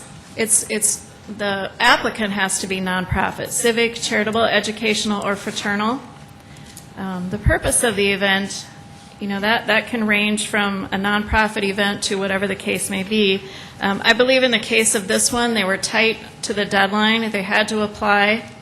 And in bringing it to their downtown review board, they chose not to allow the event. So that one's been withdrawn for the council. Right. So items 12, 13, and 15. Anyone wishing to address the council on those items? Not? Sarah? 11, 12, 13, and 15. Yes. Move to approve 11, 12, 13, and 15. Second, Anderson. Costello moved, Anderson seconded. I'm going to excuse myself, Mr. Mayor. Okay. Know that Council Member Staggers is excused. Further comments on items 11, 12, 13, and 15? Not all in favor of approving those items will vote yes. Those opposed, no. Council members Jameson. Yes. Knutson. Yes. Litz. Yes. Staggers. Anderson. Yes. Benega. Yes. Brown. Yes. Costello. Yes. All members present have voted. Those items have been approved. 7 yes, 1 excused. Item 16. Item 16 is a second reading. An ordinance of the City of Sioux Falls, South Dakota, providing supplemental appropriations for expenses related to the Pettigrew Heights Neighborhood Housing Resource Center. Again, Mike Cooper, Planning and Building Services. The City of Sioux Falls received a donation from City Foundation of $40,000 as part of our Pettigrew Heights redevelopment effort. And we would like to designate those funds towards the operating expenses of our Pettigrew Heights Neighborhood Housing Resource Center, which is a partnership between the City of Sioux Falls, the Volunteers of America, and the Sioux Empire Housing Partnership, and it's located at the Bowdoin Youth Center. We have that up and running with a lot of donations, and it's being staffed by volunteers. And as we've already heard tonight, one of our first programs that we're offering is tomorrow evening, which is a public open house to look at our Pettigrew Heights redevelopment plan. So again, we're very pleased about the donation from the City Foundation, and we would like to use this towards a great effort of continuing with our Pettigrew Heights neighborhood conservation efforts. Thank you. Questions of Mike on item number 16. Others wish to address the council? Is there a motion to approve? I move to approve item number 16, Knutson. Knutson moves. Is there a second? Second, Litz. Litz seconded. Further comments? Seeing none, all in favor of approving item 16, vote yes. Those opposed, no. Council members Jamison? Yes. Knutson? Yes. Litz? Yes. Staggers? Yes. Anderson? Benega? Yes. Brown? Yes. Costello? Yes. All members present have voted, 7 yes, 1 excused. Item 16 has been approved. Item 17. Item 17 is a second reading, an ordinance of the City of Sioux Falls, South Dakota, amending the revised ordinances of the city by amending Chapter 17 entitled Food and Food Handlers by adding a definition of temporary food establishment along with establishing a follow-up inspection fee and temporary event fee in Chapter 15 and a half entitled Fees. Good evening, Jill Franken, Mr. Mayor, I'm Assistant. going to excuse myself. Be noted that Councilmember Costello is excused. Jill Franken, Assistant Health Director. At the first reading last week, I reviewed the ordinance changes recommended by Health to revise Chapter 17 to include definitions of temporary food event and reinspection of food service, grocery, and processing, as well Chapter 23 to establish a reinspection fee, as well as a temporary event fee. Also, a 20% increase in the restaurant, food processing, selling, and tattoo artist and establishment fees. The increase in fees, the 20% increase, is to accomplish the goal we have talked about in the past to, over time, allow us to be able to have the fees cover the cost of service for licensing and inspection. The re-inspections are conducted, which is also part of this revision to ordinance. Re-inspections that are done by the Health Department are conducted to verify that establishments are in compliance with health ordinance. And so this has always been an integral part of the food inspection process, and the new fee would just be assigned accordingly, and that fee would be $64. The temporary event fee that we are also recommending is to permit temporary event food selling, which has been also managed by the Sioux Falls Health Department via contract with the state for some time. We permit for profit and nonprofit temporary events and collect the state fees for those. We are simply requesting to revise the ordinance to also include establish a temporary food event fee that would be $22. So this also includes the definition. I would need a motion from the council to amend this ordinance to include the changes in the chapter where the temporary event and reinspection fee will be located from Chapter 15 and a half to 23, as well as for an increase in fees for existing inspection licensing processes also located in that Chapter 23. Questions of Jill? Yes. Jill, can you say something about the practical application of the temporary food permit? For example, let's see, this coming Saturday, we're going to be having an event at the Falls Park with it's Multicultural Days.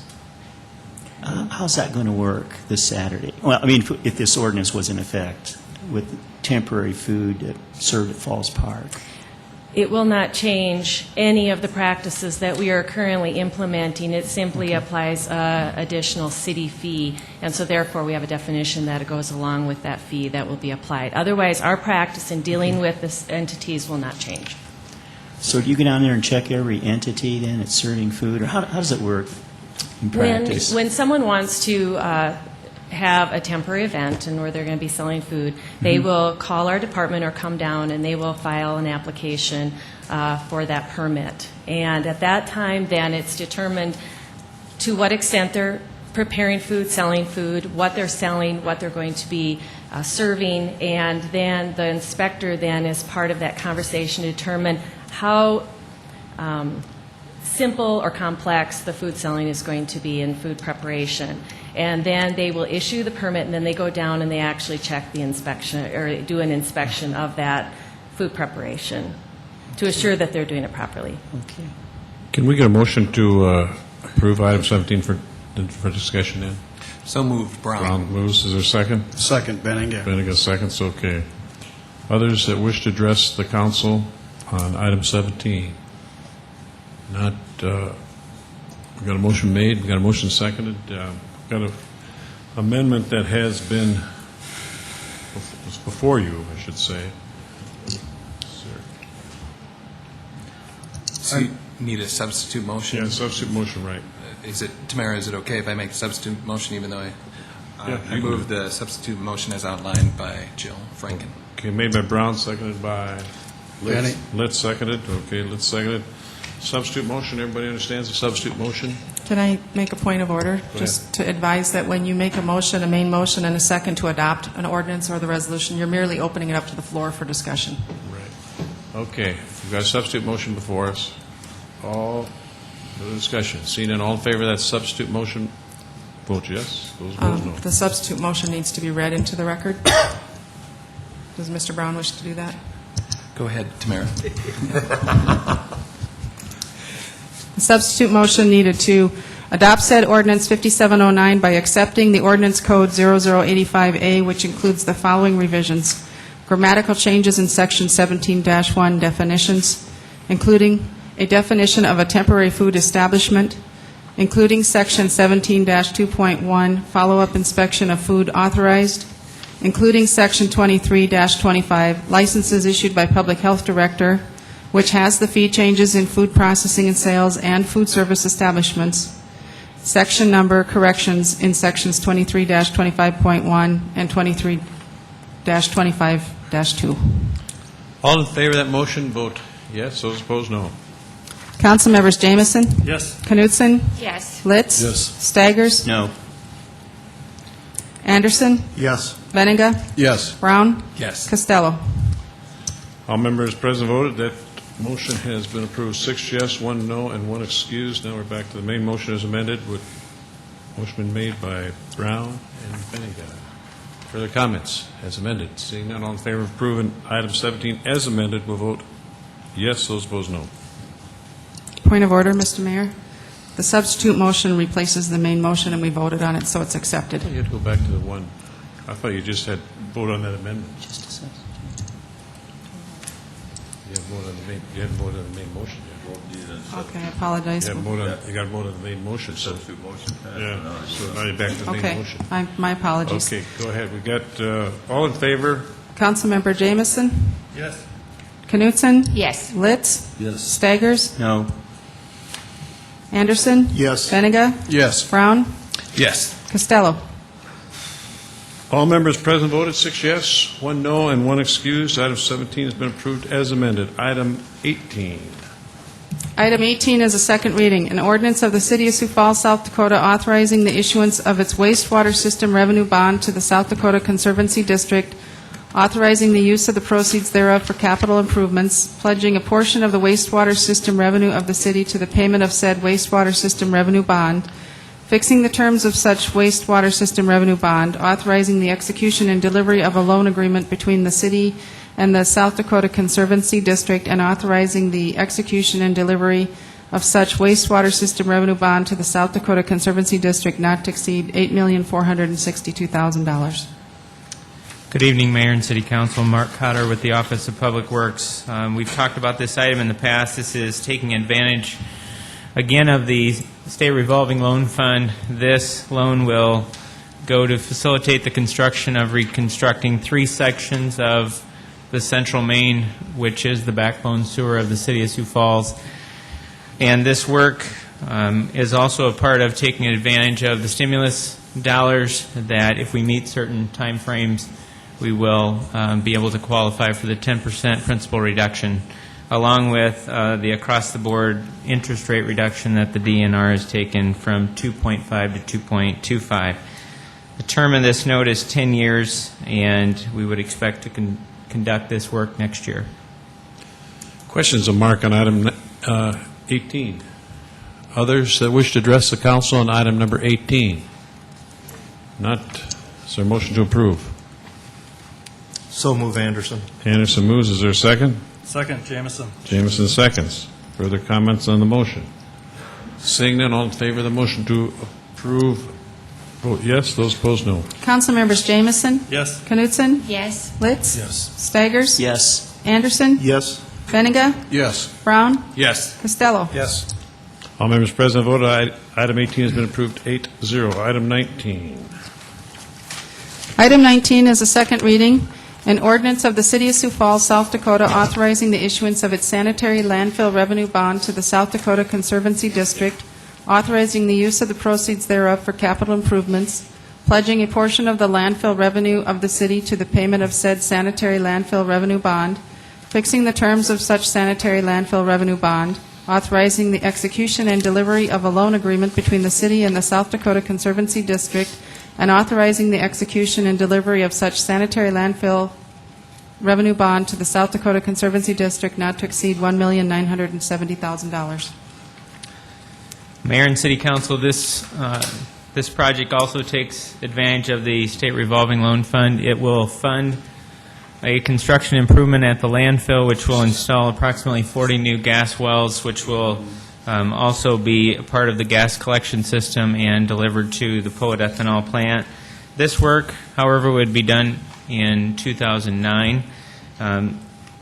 This also has a 10-year term. It has an interest rate of 2.25 and also qualifies under the stimulus dollars to the DNR for 10% principal reduction. One amendment that we would ask for tonight is that language has been provided that will clarify state codified law citations to be more in line with solid waste chapters, and so we would ask for that amendment tonight. Questions of Mark on item 19? Others that wish to address the council on item 19? Is there a motion to approve? I so move, Knutson. Knutson moves second. Second, Jamison. Jameson seconded. Is there a motion to approve the amendment? Yes. Mr. Mayor, I'll move to approve the amendment, which, do you need to read that, Tamara? Is there a second first? Second, Benninger. Go ahead, Maria.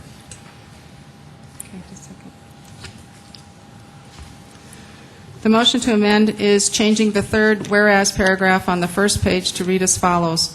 Whereas the city is authorized by its city charter and chapters 9-40 and 34A-6 of the South Dakota codified laws to establish just and equitable rates of charges to be paid to such city for the use of the sanitary landfill of the city, directly or indirectly.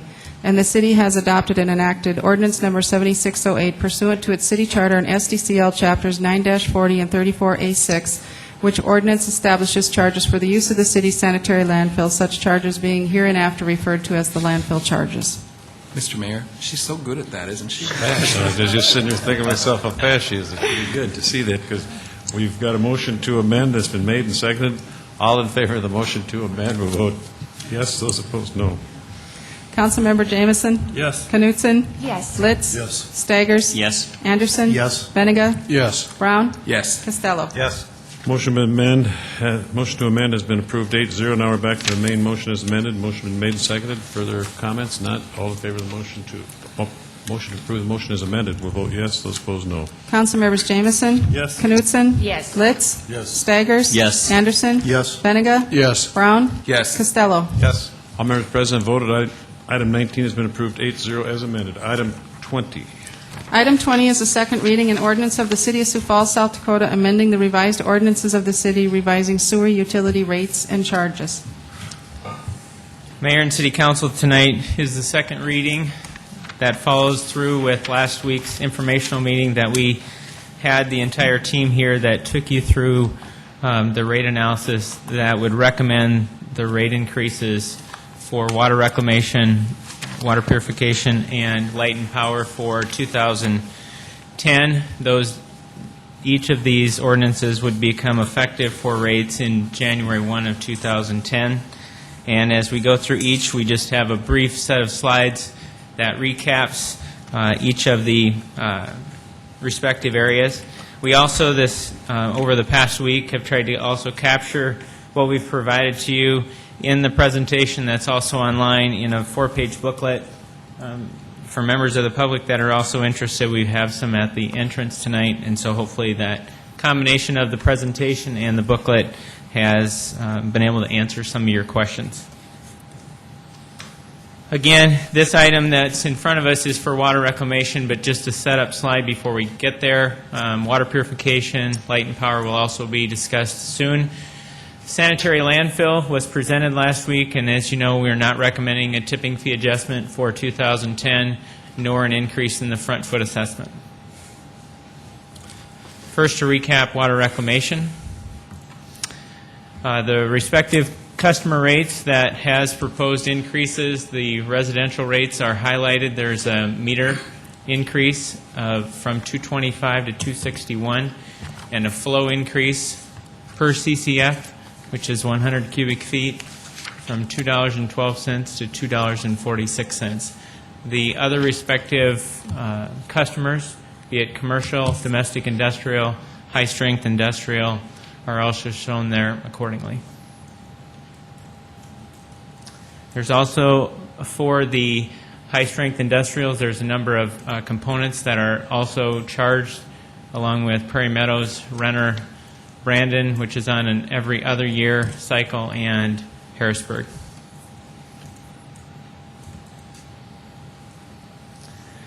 The benchmark survey that AE2S provides, this is the impact of raising the rates for this year. The first highlight is where our rates are currently at, and the second one is where they would be moving to, and that's assuming that those other respective cities have not made an increase this year.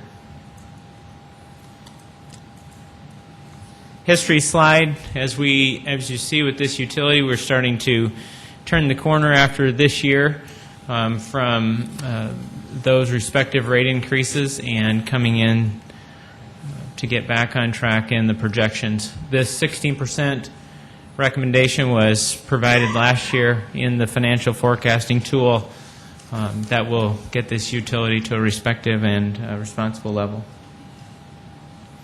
The impact on a typical residential meter, if you use 7,500 gallons, which equates to just over 10 CCFs, would cost an additional $3.77 per month.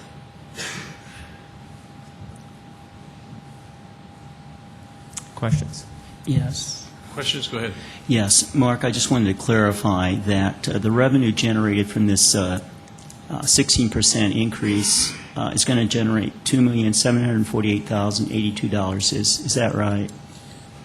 The revenue that's generated from this increase is $2.512 million. Okay, I guess the information I have that we had on a slide was 2.7. So it's been refined to 2.5? It was a typo, and that was actually the revenue that was generated in water. As we pulled that slide over, it's reflected accurately in this handout. Okay, so it's 200,000 less than that number. 2.5 million. Oh, okay. Then also, too, of the 2.5 million, how much of it's going to the rate stabilization fund? Well, actually, as you still have your presentation from last week. Yes, I do, right here. Okay.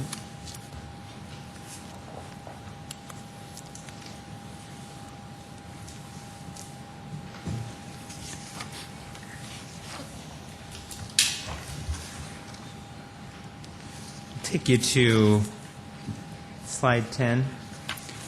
I'm on Do you have that? 9, on page 9.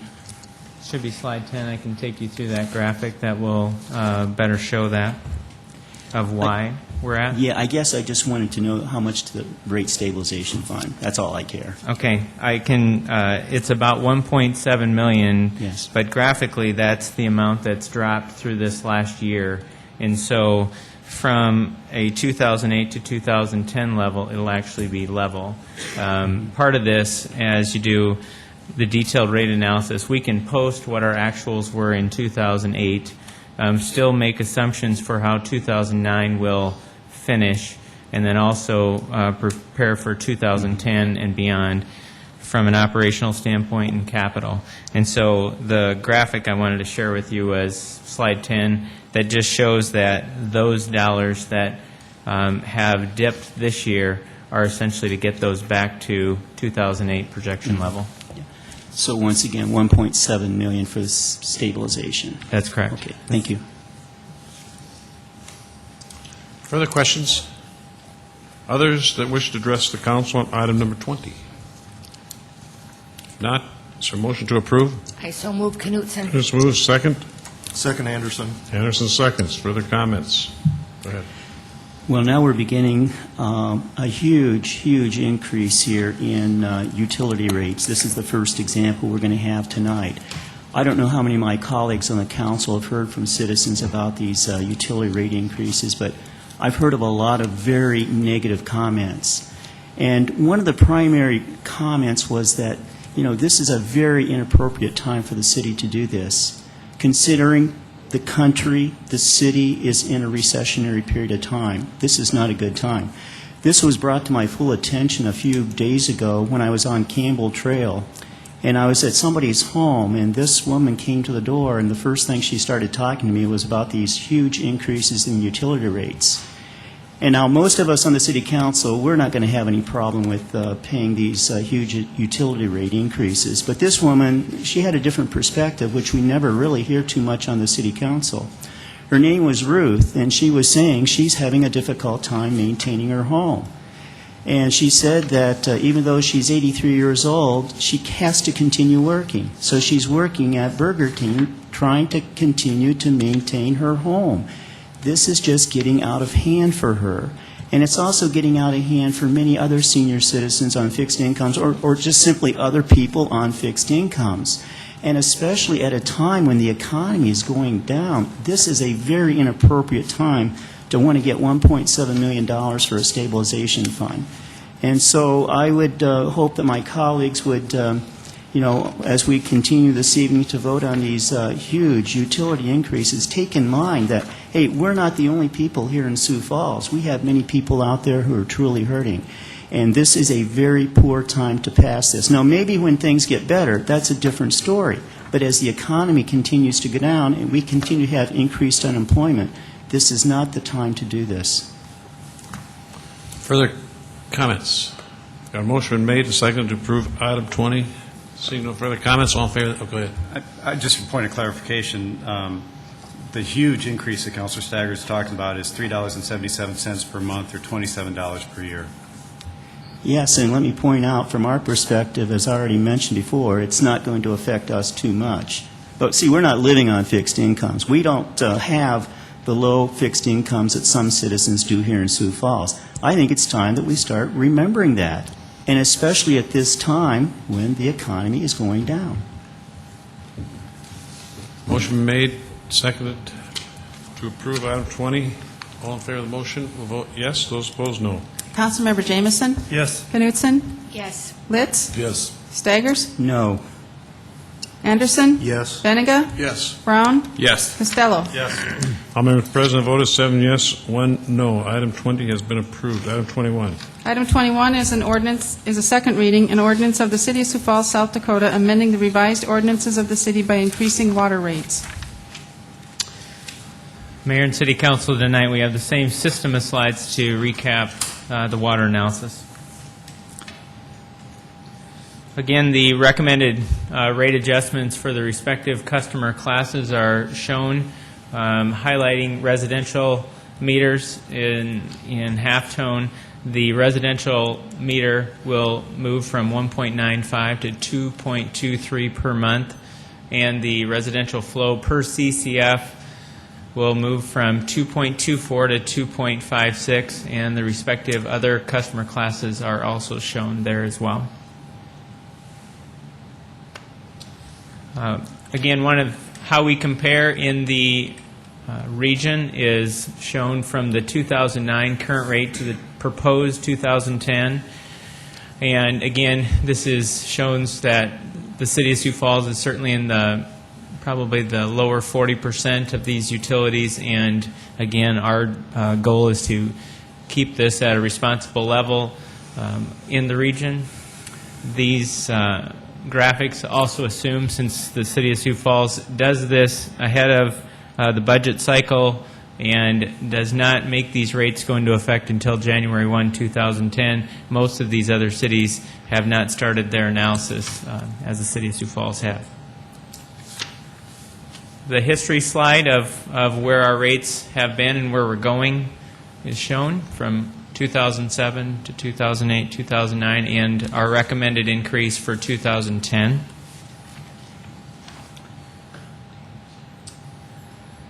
Again, the bottom line slide that we often show is a typical resident that uses 7,500 gallons per month. Again, this is the number we select.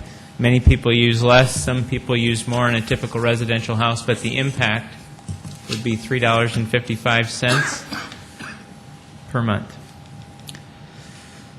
Questions? Questions of Mark? Mark, what is our annual bond payment on Lewis and Clark? Well, currently we're paying interest only, but and that's approximately $3 million. In 2013, we start to pay principal as well, which that will move closer to $5 million. And the increase that we had last year, there was a 14% increase. In dollar terms, how much was that last year?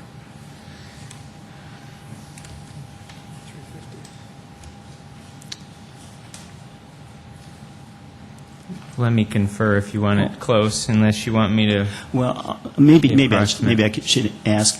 The number I have for the increase this year is $2,748,082. Is That's that correct. right? Okay. That's correct. So I guess it's probably going to be a little bit less than 2.7 million That's increase right. last year.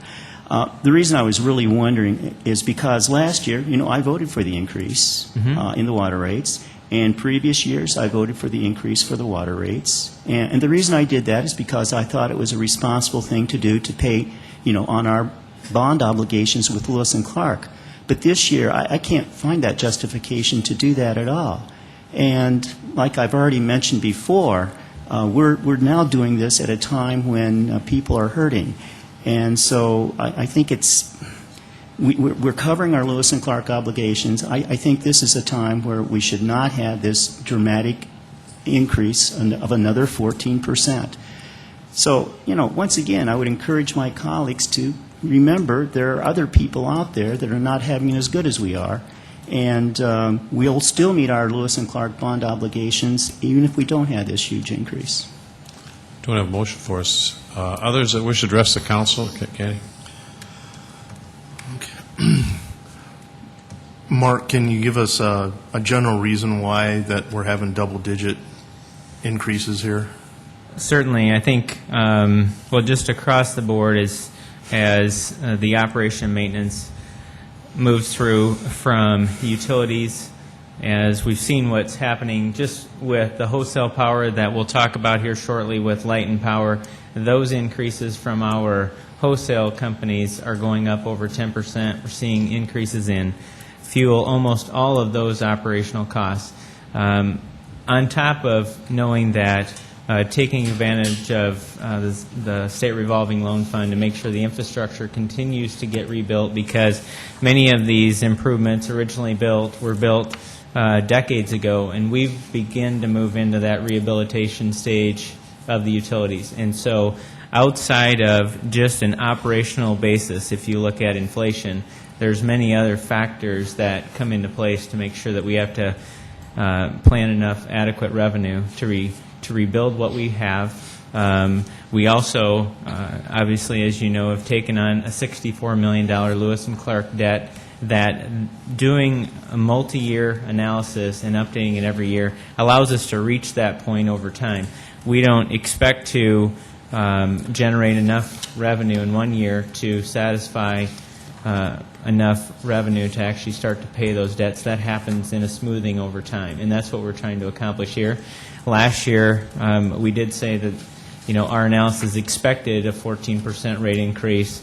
We're seeing increases in the chemicals that water purification needs. They certainly outpace assumptions that we made last year. We also had, in many cases, we had a fairly wet season last year, so overall revenues were down. So there's a number of assumptions that we do each year, and The benefit of doing it every year is that if we are short on an assumption, like meter sales, because it is a wet year and we don't expect to have either the meter growth or the irrigation expectation that our assumptions allow us, when those revenues don't come in, we have to, again, update our assumptions, update our actuals, and then plan going forward. So there's a number of factors that go into the analysis. Okay, if you go back a few charts here, you were showing the gradual increases, and I believe that, was 2011 is also, 10 and 11 is going to be 14 also? Is that what we're looking at? That's correct.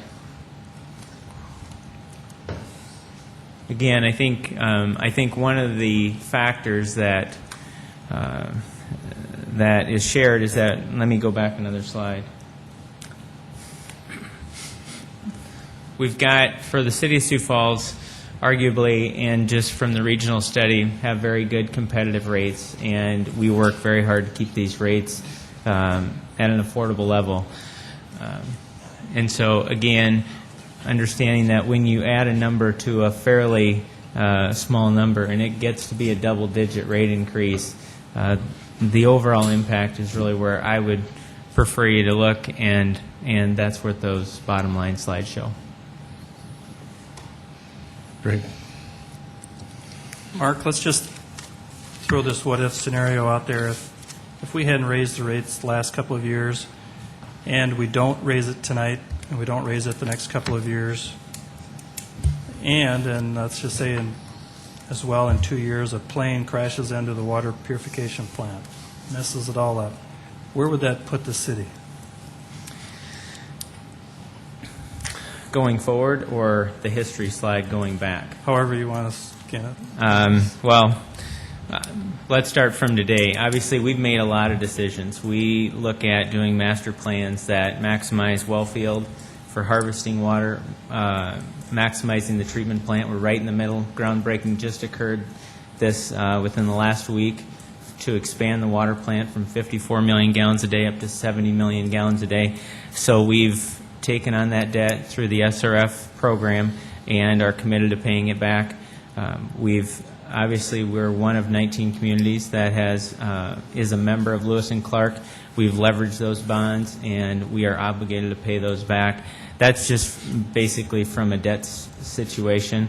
We also, from a capital and rebuilding infrastructure, Western Heights, doing a multi-year project in that area to recondition those mains.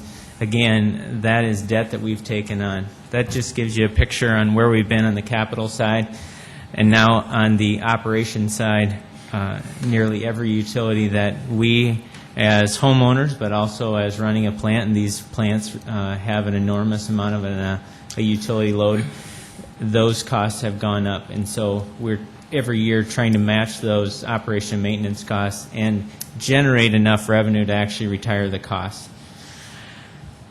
So I certainly hope we don't have a plane hit the water plant. I think that'll probably give Randy a heart attack. But I think what I mean to say is that when you execute multi-year master plans and that becomes your guiding roadmap, you start to execute a number of other decisions with that. Projects, expected revenue ceilings. And again, when we do this analysis every year, it allows us to give you the minimum recommendation of rate increase to actually make sure that we can operate the plants and deliver water to meet the demands. Mark or Gene, wasn't a few years ago we did have some problems with revenue coming into the plant that we started to have some real concerns about? I think it was 4 or 5, somewhere around there.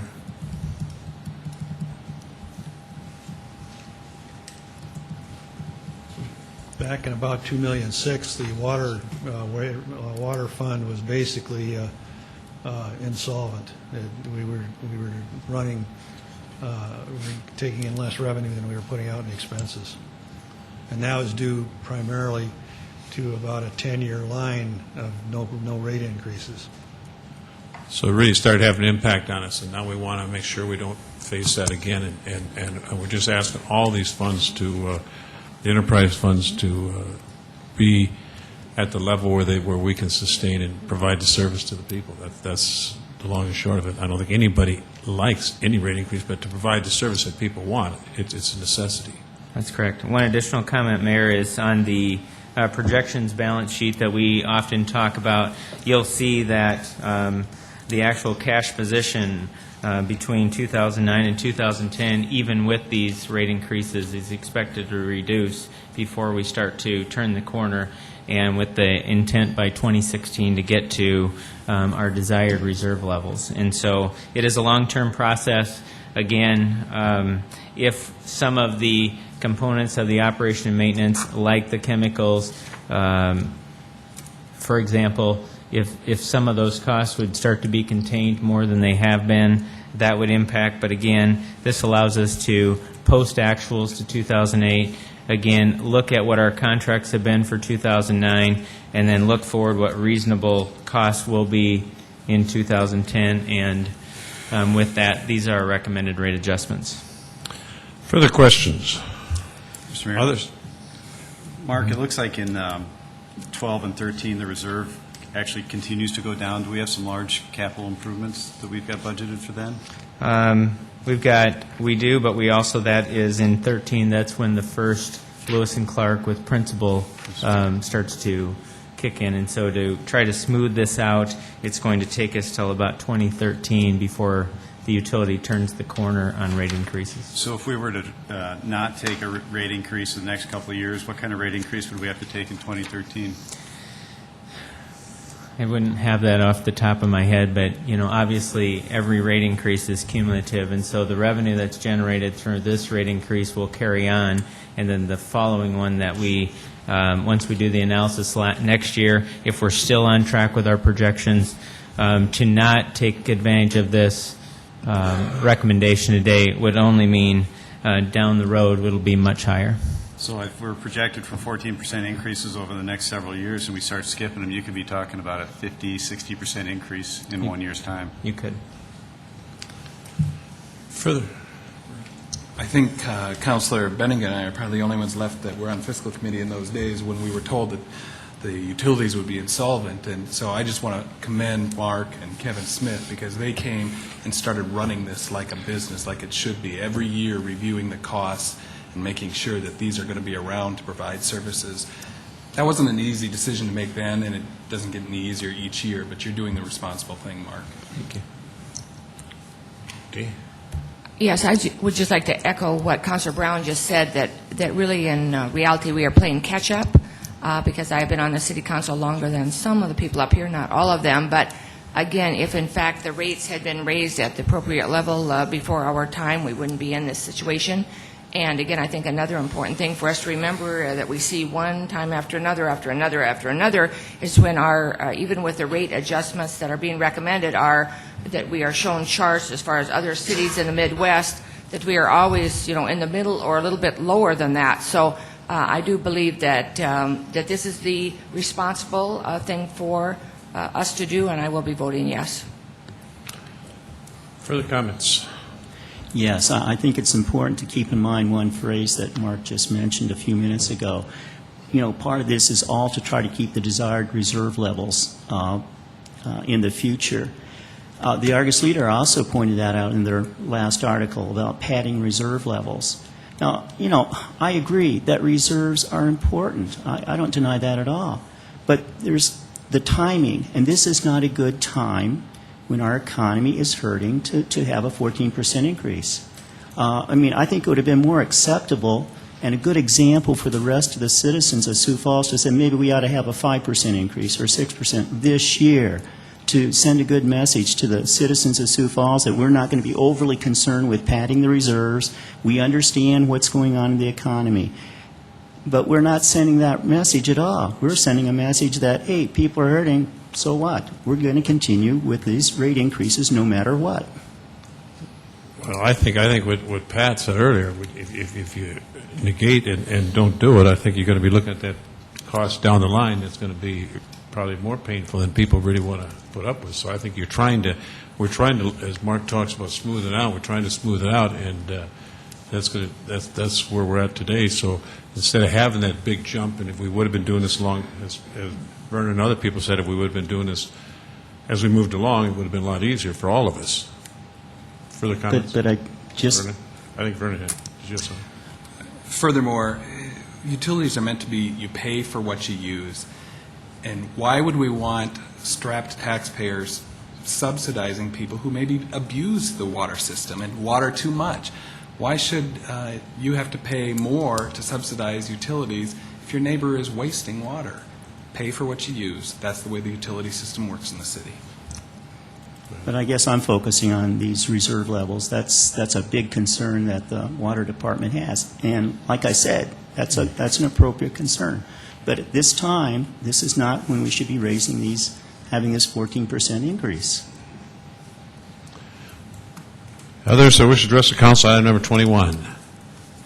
Not, is there a motion to approve? I so move Knutson. Knutson moves. Is there a second? Second, Costello. Costello seconds. Further comments on the motion to approve? Seeing none, all in favor of the motion to approve, vote yes. Those opposed, no. Councilmembers Jamison? Yes. Knutson? Yes. Litz? Yes. Staggers? No. Anderson? Yes. Benega? Yes. Brown? Yes. Costello? Yes. All members present voted.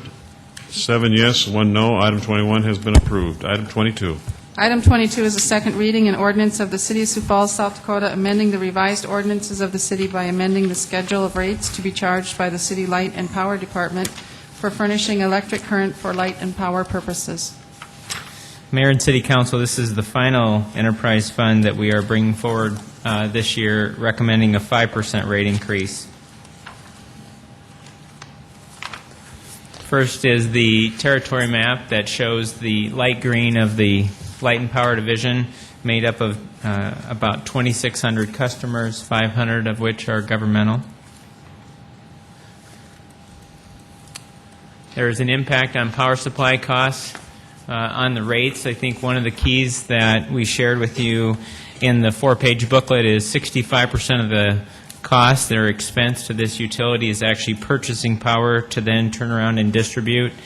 And just this year alone, the two wholesale power providers that the city gets its power from, which is Western Area Power Administration as well as Heartland Consumers Power, both took rate increases over 10%, which has been worked into this rate analysis. The impact to its customers, again, with it being a 5% across the board for all rate users, residential highlighted at approximately $2.23, and then also shows small commercial, large commercial, and large commercial with the average load factor.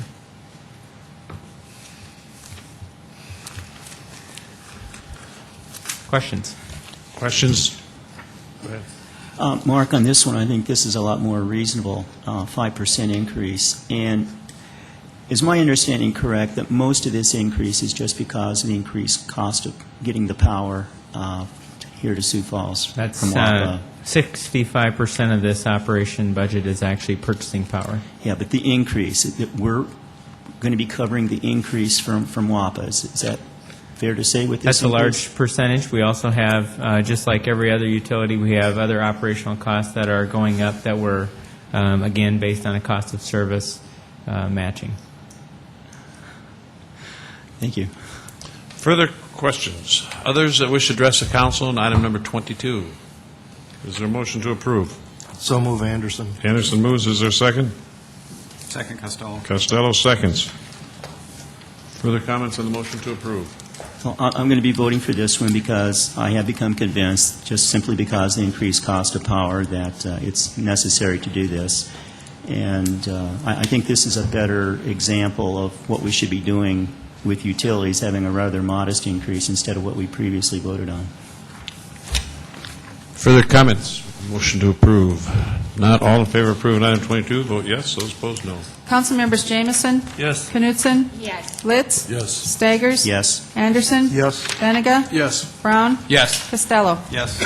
All members present voted. Item 22 has been approved 8-0. Item 23. Item 23 is a first reading, an ordinance of the City of Sioux Falls, South Dakota, a major amendment, petition number 2009-0503 to Chapter 15.45 2.070 Plan Development Districts at North Granite Lane and West 60th Street North, amending the Prairie Hills North Plan Development District sub-area regulations. The Planning Commission recommends approval. This is a parcel of land that's about 3.5 acres in size. It is located on the north side of 60th Street North, just east of the Flying J truck stop. The owner applicant is Ronald Parker with CFJ Properties.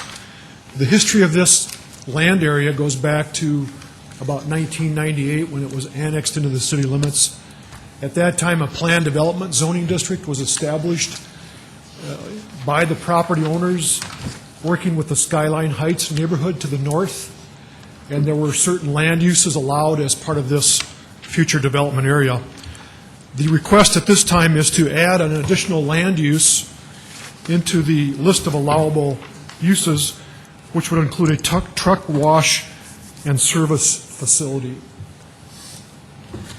Questions of Mike on item number 23? 24. Item 24 is a first reading, an ordinance of the City of Sioux Falls, South Dakota, rezoning property at 4101 West Maple Street from the RS2 Residential District to Sub-Area A of the Southeast Technical Institute Plan Development District, petition number 2009-0508, and amending the official zoning map of the City of Sioux Falls. The Planning Commission recommends approval. The Sioux Falls School District is in the process of expanding a parking lot as part of the Southeast Technical Institute campus area. This is a small parcel of land of 1.2 acres that at one time was residential.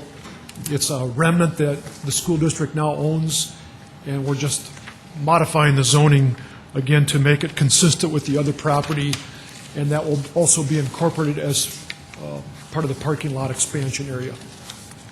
Questions of Mike on item number 24? 25.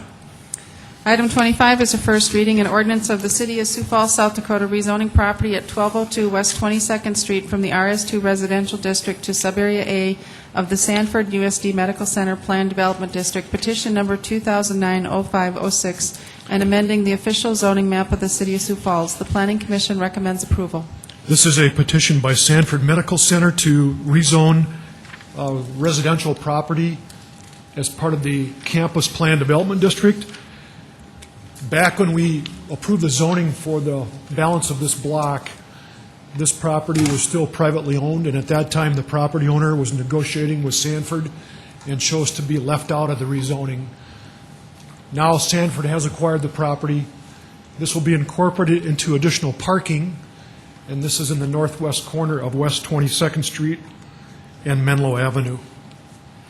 Questions of Mike on item 25? Any? So, Mike, the rest of that block is already rezoned? Yes. We're just finishing it off? That's correct. Okay, thank you. Further questions? 26. Item 26 is a first reading, an ordinance of the City of Sioux Falls, South Dakota, amending the Code of Ordinances of the city by amending Section 39-82 and adding Section 39-82A, providing for rural service district lands. This is an item that we haven't really brought before the council for quite some time. There's a provision in state law that when property is annexed into the city limits, that the property owner can request that property to be placed in a rural service district designation. And essentially what that means is that as long as the property is undeveloped, that it can remain in that designation. And we have, over the years, included 66 properties into that rural service designation, which are shown in the exhibit in green. We now have 2 additional requests, which are shown in red, number 67 and 68, to add to that list. The previous ordinance that has been approved by the council, all the approved properties were listed as an attachment by exhibit, and now we're just incorporating them into this ordinance to clean it up. We work with both the county equalization offices to review these requests when they come in, as well as to monitor them over time, so that as the property develops, the equalization office will take them off the list, or a portion of the property as it develops will be removed from the list. Essentially, a rural service district is a provision that allows the property to be taxed at the same level that it was prior to annexation. When property is outside the city, you have the city, or you have the school, the county, and the township taxes. When it's annexed, the township changes over to the municipality. In this case, by placing this in the rural service designation, it would continue to be taxed at the township level. So the city would be getting the property taxes, but they would be at a lower rate as long as they're under this designation. And again, we work closely with both counties. They have reviewed this ordinance and are in support of adding the 2 additional properties. The first one that we're adding is up on North Marion Road, which is about an 80-acre parcel. The other one is a remnant that used to be a vacated section of vacated railroad right-of-way that actually was left out of a previous legal description, and so we're just adding that to the list to clean that up. So that's a long description of what we're doing with first reading tonight. Questions of Mike on item 26? Thank Not, you. is there a motion to approve, to set a hearing date for July 6th for item 23 through 26? I so move Knutson. Knutson moves, is there a second? Second. Who seconded? Jameson. Jameson seconded it. Motion made and seconded, set the hearing date for July 6th for items 23 through 26. All in favor of that motion, vote yes. Those opposed, no. Councilmembers Jameson? Yes. Knutson? Yes. Litz? Yes. Staggers? Yes. Anderson? Yes. Benega? Yes. Brown? Yes. Costello? Yes. All members present vote. The hearing date has been set for July 6th for items 23 through 26. Item 27. Item 27 is deferred action, a resolution approving the cost recovery role for construction of the East Side sanitary sewer system.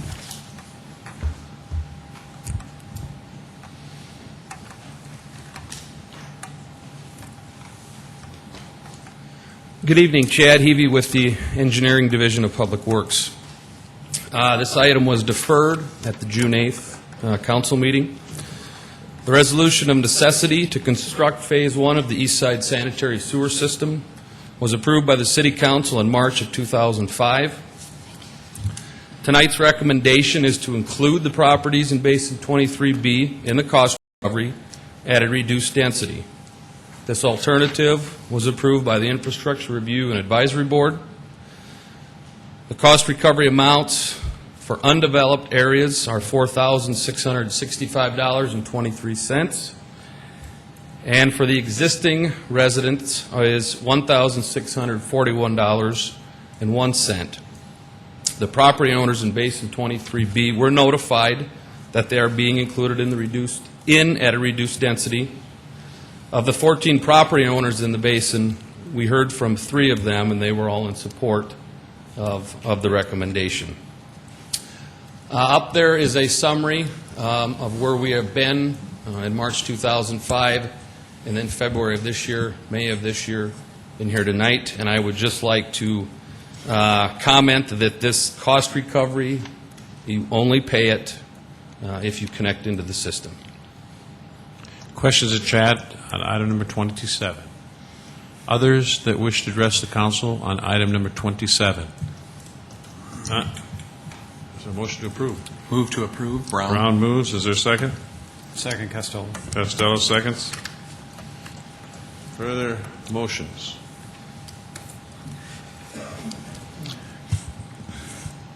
I believe there's a need to amend this resolution according to the wording that we received today. And since Tamara can read faster than I can, shoot. Is there a second? Second, Jameson. James, second. Okay, Tamara, you're up. There are 2 proposed amendments to this ordinance. Does council prefer that we do them as one? Yes. Yes. The amendments are amending the sanitary sewer cost recovery evaluation attachment under Section 3, allocation of costs, Paragraph B, formula for area-wide sanitary sewer cost recovery, changing the dollar amount of $3,523.82 per acre to read $3,532 per acre, as this is a transposition error. The second part of the amendment is amending the sanitary sewer cost recovery evaluation report, the maps, and the tables to reflect the inclusion of the Basin 23B owners and acres. Okay, everybody knows the motion? All in favor of that motion, vote yes. Those opposed, no. Council members Jamison? Yes. Knutson? Yes. Litz? Yes. Staggers? Yes. Anderson? Yes. Benega? Yes. Brown? Yes. Costello? Yes. All members present have voted. The amendment has been approved 8-0. Now we're back to the main motion as amended. All in favor of that motion as amended, vote yes. Council members Opposed, no. Jamison? Yes. Knutson? Yes. Litz? Yes. Staggers? Yes. Anderson? Yes. Benega? Yes. Brown? Yes. Costello? Yes. All members present voted. Item 27 has been approved 8-0 as amended. Item 28.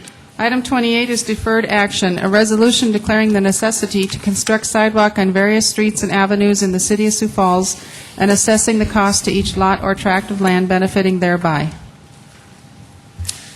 This item was also deferred at the June 8th council meeting. In 2008, 59 properties were sent letters requesting that they install sidewalks in accordance with City Ordinance 38-39. The ordinance states the construction of a permanent sidewalk fronting or abutting all streets, highways, and avenues shall be accomplished by the builder, owner, or developer of all new or relocated residential and commercial buildings within the city. 37 of the 59 properties notified have installed sidewalk. Tonight's resolution discusses property that abuts Lindcrest Avenue, Ralph Rogers Road, Bonson Avenue, and Circle Drive. The two properties on Circle Drive have completed their installation, and tonight I request that those two properties be amended out of this resolution. Because of some of the issues discussed last week with the properties abutting Lindcrest Avenue, I am also requesting that these 14 properties be amended from tonight's resolution.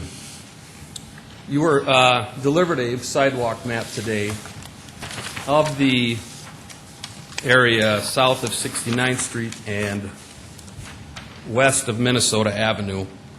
I just want to make sure everybody understands what this is saying. The areas where you see red are where there is sidewalk that has not been installed. This is just looking at continuity in the area. The issue where we're dealing with on the properties that abut Lindcrest Avenue are on Lindcrest from La Quinta down to 77th. So the vacant lots you see out there that do not have sidewalk, we're not ordering them to put sidewalk in. They will put that sidewalk in when the lot is developed. And so there are several dozen dual frontage lots in this area that have sidewalk on two sides of their property, and some have three. And so the city will install sidewalk on the remaining 8 properties that will be left in this ordinance and assess these costs of those properties in accordance with state law. Questions of Chad on item number 28? I've got, Chad, I've been looking this over here, and I've been doing a lot of work on this here, I'll let you know.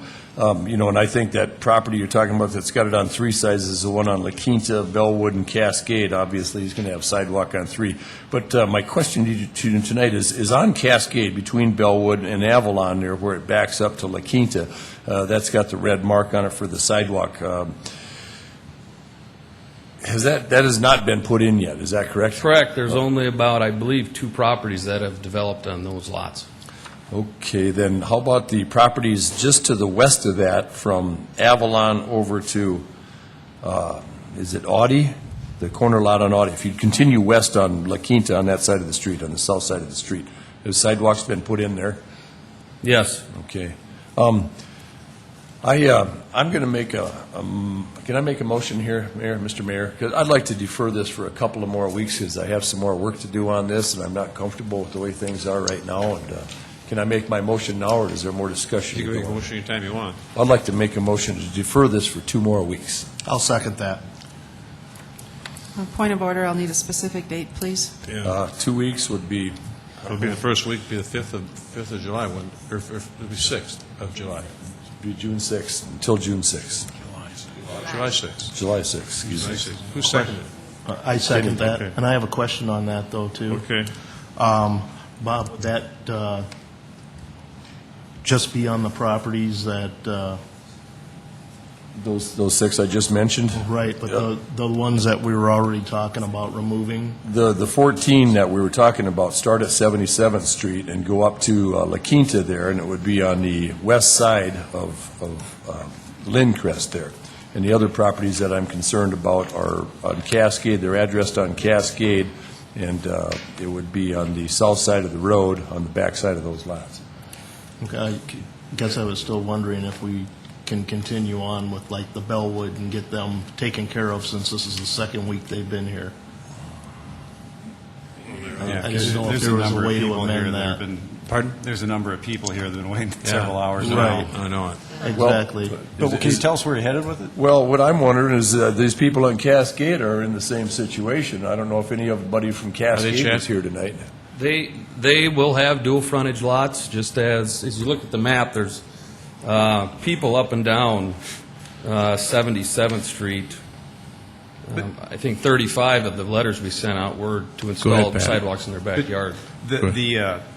The resolution tonight is not going to put sidewalk in on Cascade. Yes, Correct. sir. They're not included in this resolution. They're not included in this resolution. Correct.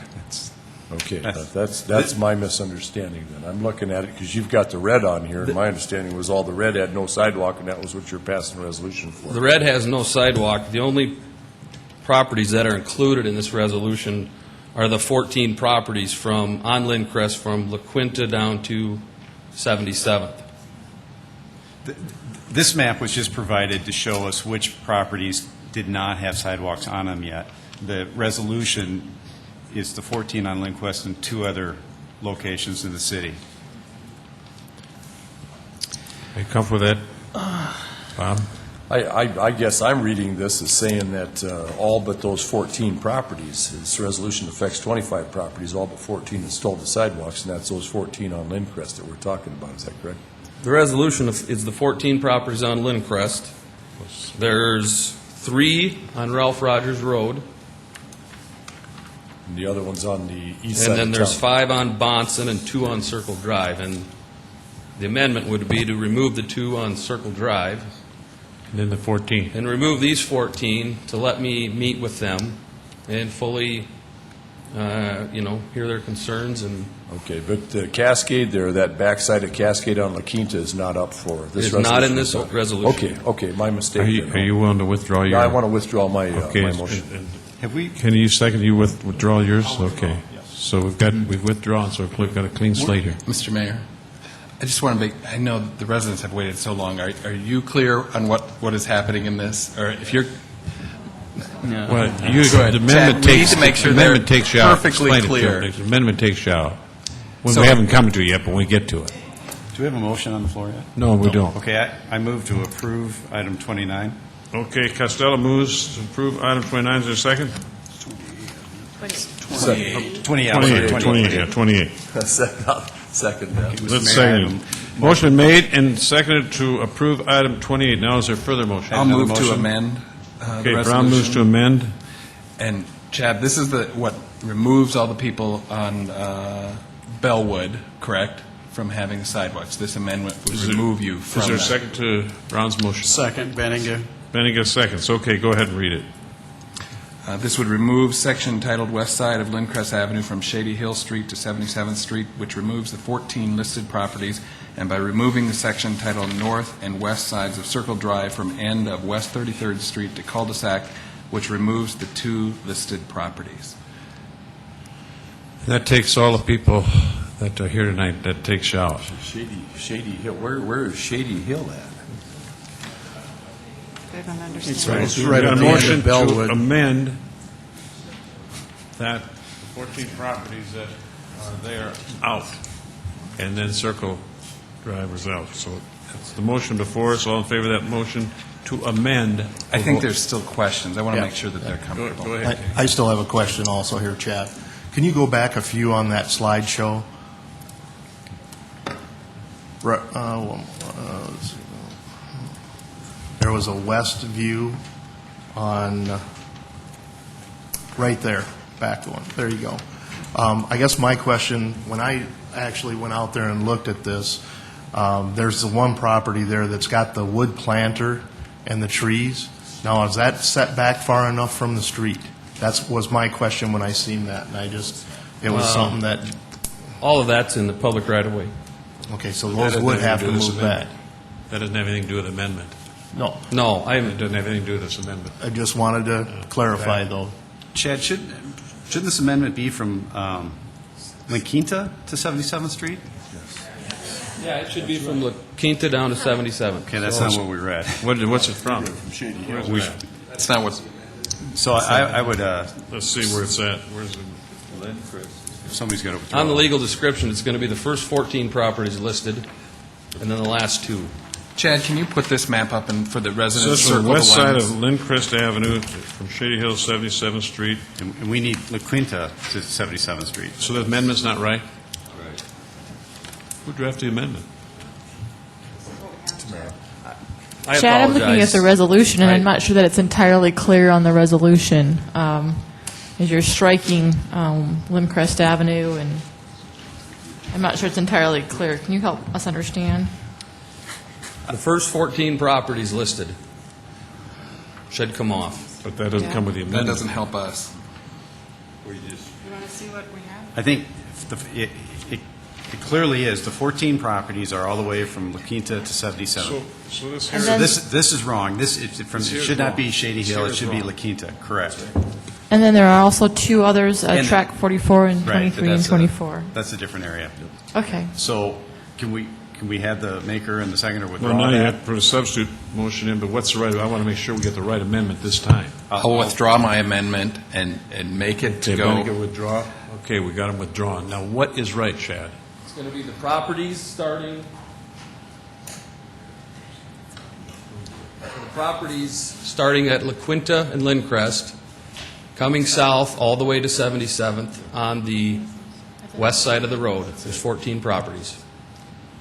Can we say the west side of Lindcrest Avenue from Shady Hills? That's what this says, actually, so. It's I from know, La but Quinta. I'm sorry, the resolution says that. That's where I'm struggling. You can't sign this. I have a motion. A substitute motion. Is it a substitute or is it a? No, we don't have a motion for us, just you want to amend. You want to Okay, amend. I have an amendment. Yeah, let's take a minute recess and get it right. We're back in session. We've got a motion that's been made and seconded to approve item 28. There's an amendment. I have an amendment, Mayor. Okay.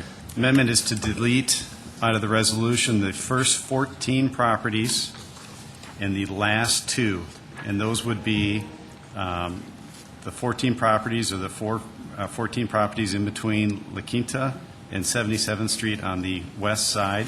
And the last two are the Circle Drive properties earlier referred to. Costello, we've got an amendment. Is there a second to the amendment? Second, Benninga. Benninger seconds. Further comments on the amendment? No, that's right. Everybody's. I just have one clarification. I want to make sure, Chad, that when these are removed from this action, that we will not readdress these, and there will be no requirement for the community individuals who live there to have sidewalks. That's not what I'm saying tonight. What are you saying? I'm saying I'm going to meet with them this summer like we have done on Black Rock Circle, Circle Drive, the Walnut Street sidewalk up in the North Pizza Town. There was just so many unanswered questions last time. I'm going to meet with them this summer. We're not going to go out under a city contract and put this sidewalk in this summer. So there is no permanent resolution, if you will, on the city versus the neighborhood on what's going to be done here until after you have this conversation this summer. Yeah, I may have to meet with them, a couple times to look at the issue, and it may have to come back here.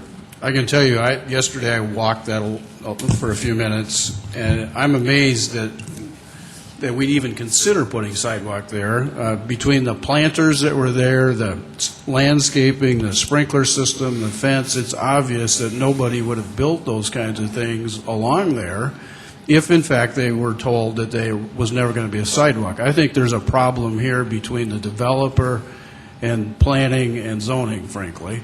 I don't know if we're going to have to get involved in that, but I think if you have these conversations with these individuals this summer, I think the developer has to step up to the plate with these conversations and verify where he was told that there would never have to be sidewalks here.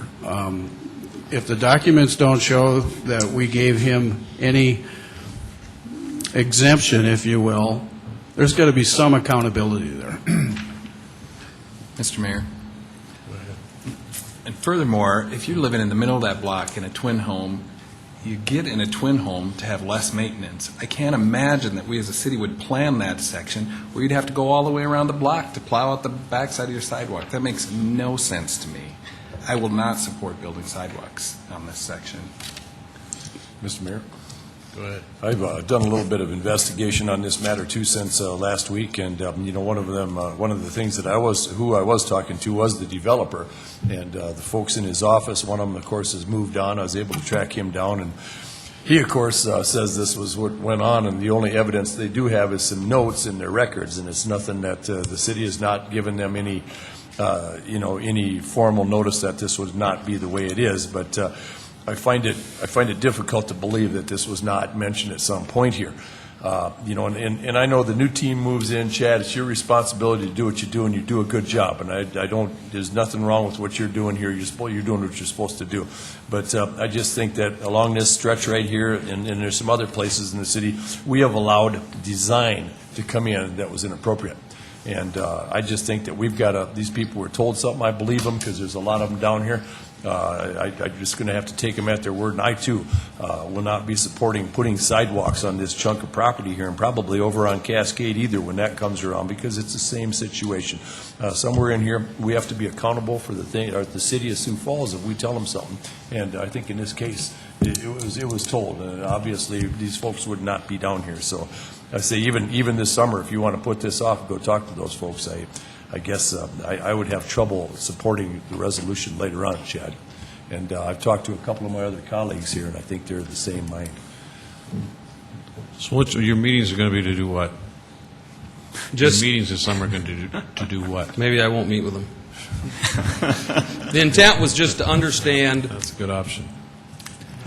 Chad, and I agree with Bob. You're put into a very difficult spot to try to figure out what happened before you. You haven't been here.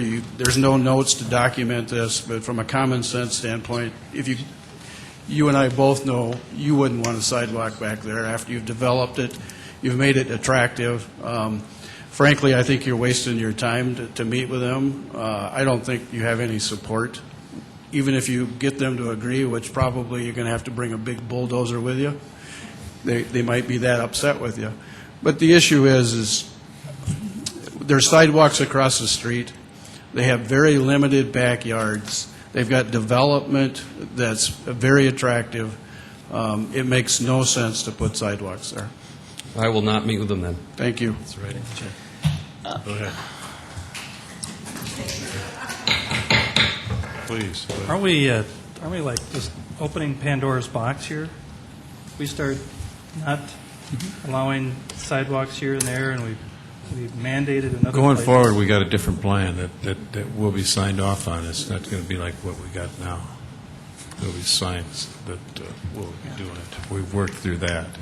So going forward, the developer, yeah. So what's out there, I don't know what's out there. I don't know how we're going to. We just have to hit that when we get it. But from now on, developers will understand exactly what we're doing. So, got a motion that to amend, and that's the right motion now? We're all right now? Okay, the motion to amend. All in favor of the motion to amend, vote yes. Those opposed, no. Councilmember Jamison? Yes. Knutson? Yes. Litz? Yes. Staggers? Yes. Anderson? Yes. Benega? Yes. Brown? Yes. Costello? Yes. That motion passes 8-0. Now we're Main motion. Motion as amended. Now we're back to main motion as amended. Made and seconded by Costello. Made by Costello, seconded by Litz. All in favor of approving item 28 as amended will vote yes. Those opposed, no. Councilmembers Yes, I Jamison? have a comment to make. Oh, go ahead. Yes. I mean, I'm glad that we voted that amendment into the resolution. Now, I'm glad we're concerned that these individuals aren't going to having to have a sidewalk. Why don't we think about some of these other individuals now If the city truly wants to have sidewalks on these other properties, then the city should take care of those, and not the citizens. Because we all know the sidewalks do not belong to the citizens, they belong to the city of Sioux Falls. So I think we ought to just simply exempt the rest of these people, too, from a requirement to pay for sidewalks and have the city pay for the sidewalks. Bring something in, so we've got... Okay, I move that. Okay, bring it in, get the second signature. So we're back to the I main move the motion as amendments. amended. Pardon? I move then that we have the city pay for the rest of the sidewalks that are listed here Is that a in substitute the motion? resolution. Yes. To do that? Mhm. Is there a second? Fails for lack of second. We're back to the main motion as amended. All in favor? Vote yes. Those opposed, no. Council members Jameson? Yes. Knutson? Yes. Litz? Yes. Staggers? No. Anderson? Yes. Benega? Yes. Brown? Yes. Costello? Yes. Item 28 has been approved. 7 yes, 1 no, as amended. Is there a motion to adjourn? Motion to adjourn. Second. Second by Brown. All in favor? Vote yes. Those opposed, no. Council members Jameson? Yes. Knutson? Yes. Litz? Yes. Staggers? Yes. Anderson? Yes. Benega? Yes. Brown? Yes. Costello? Yes. Stand adjourned.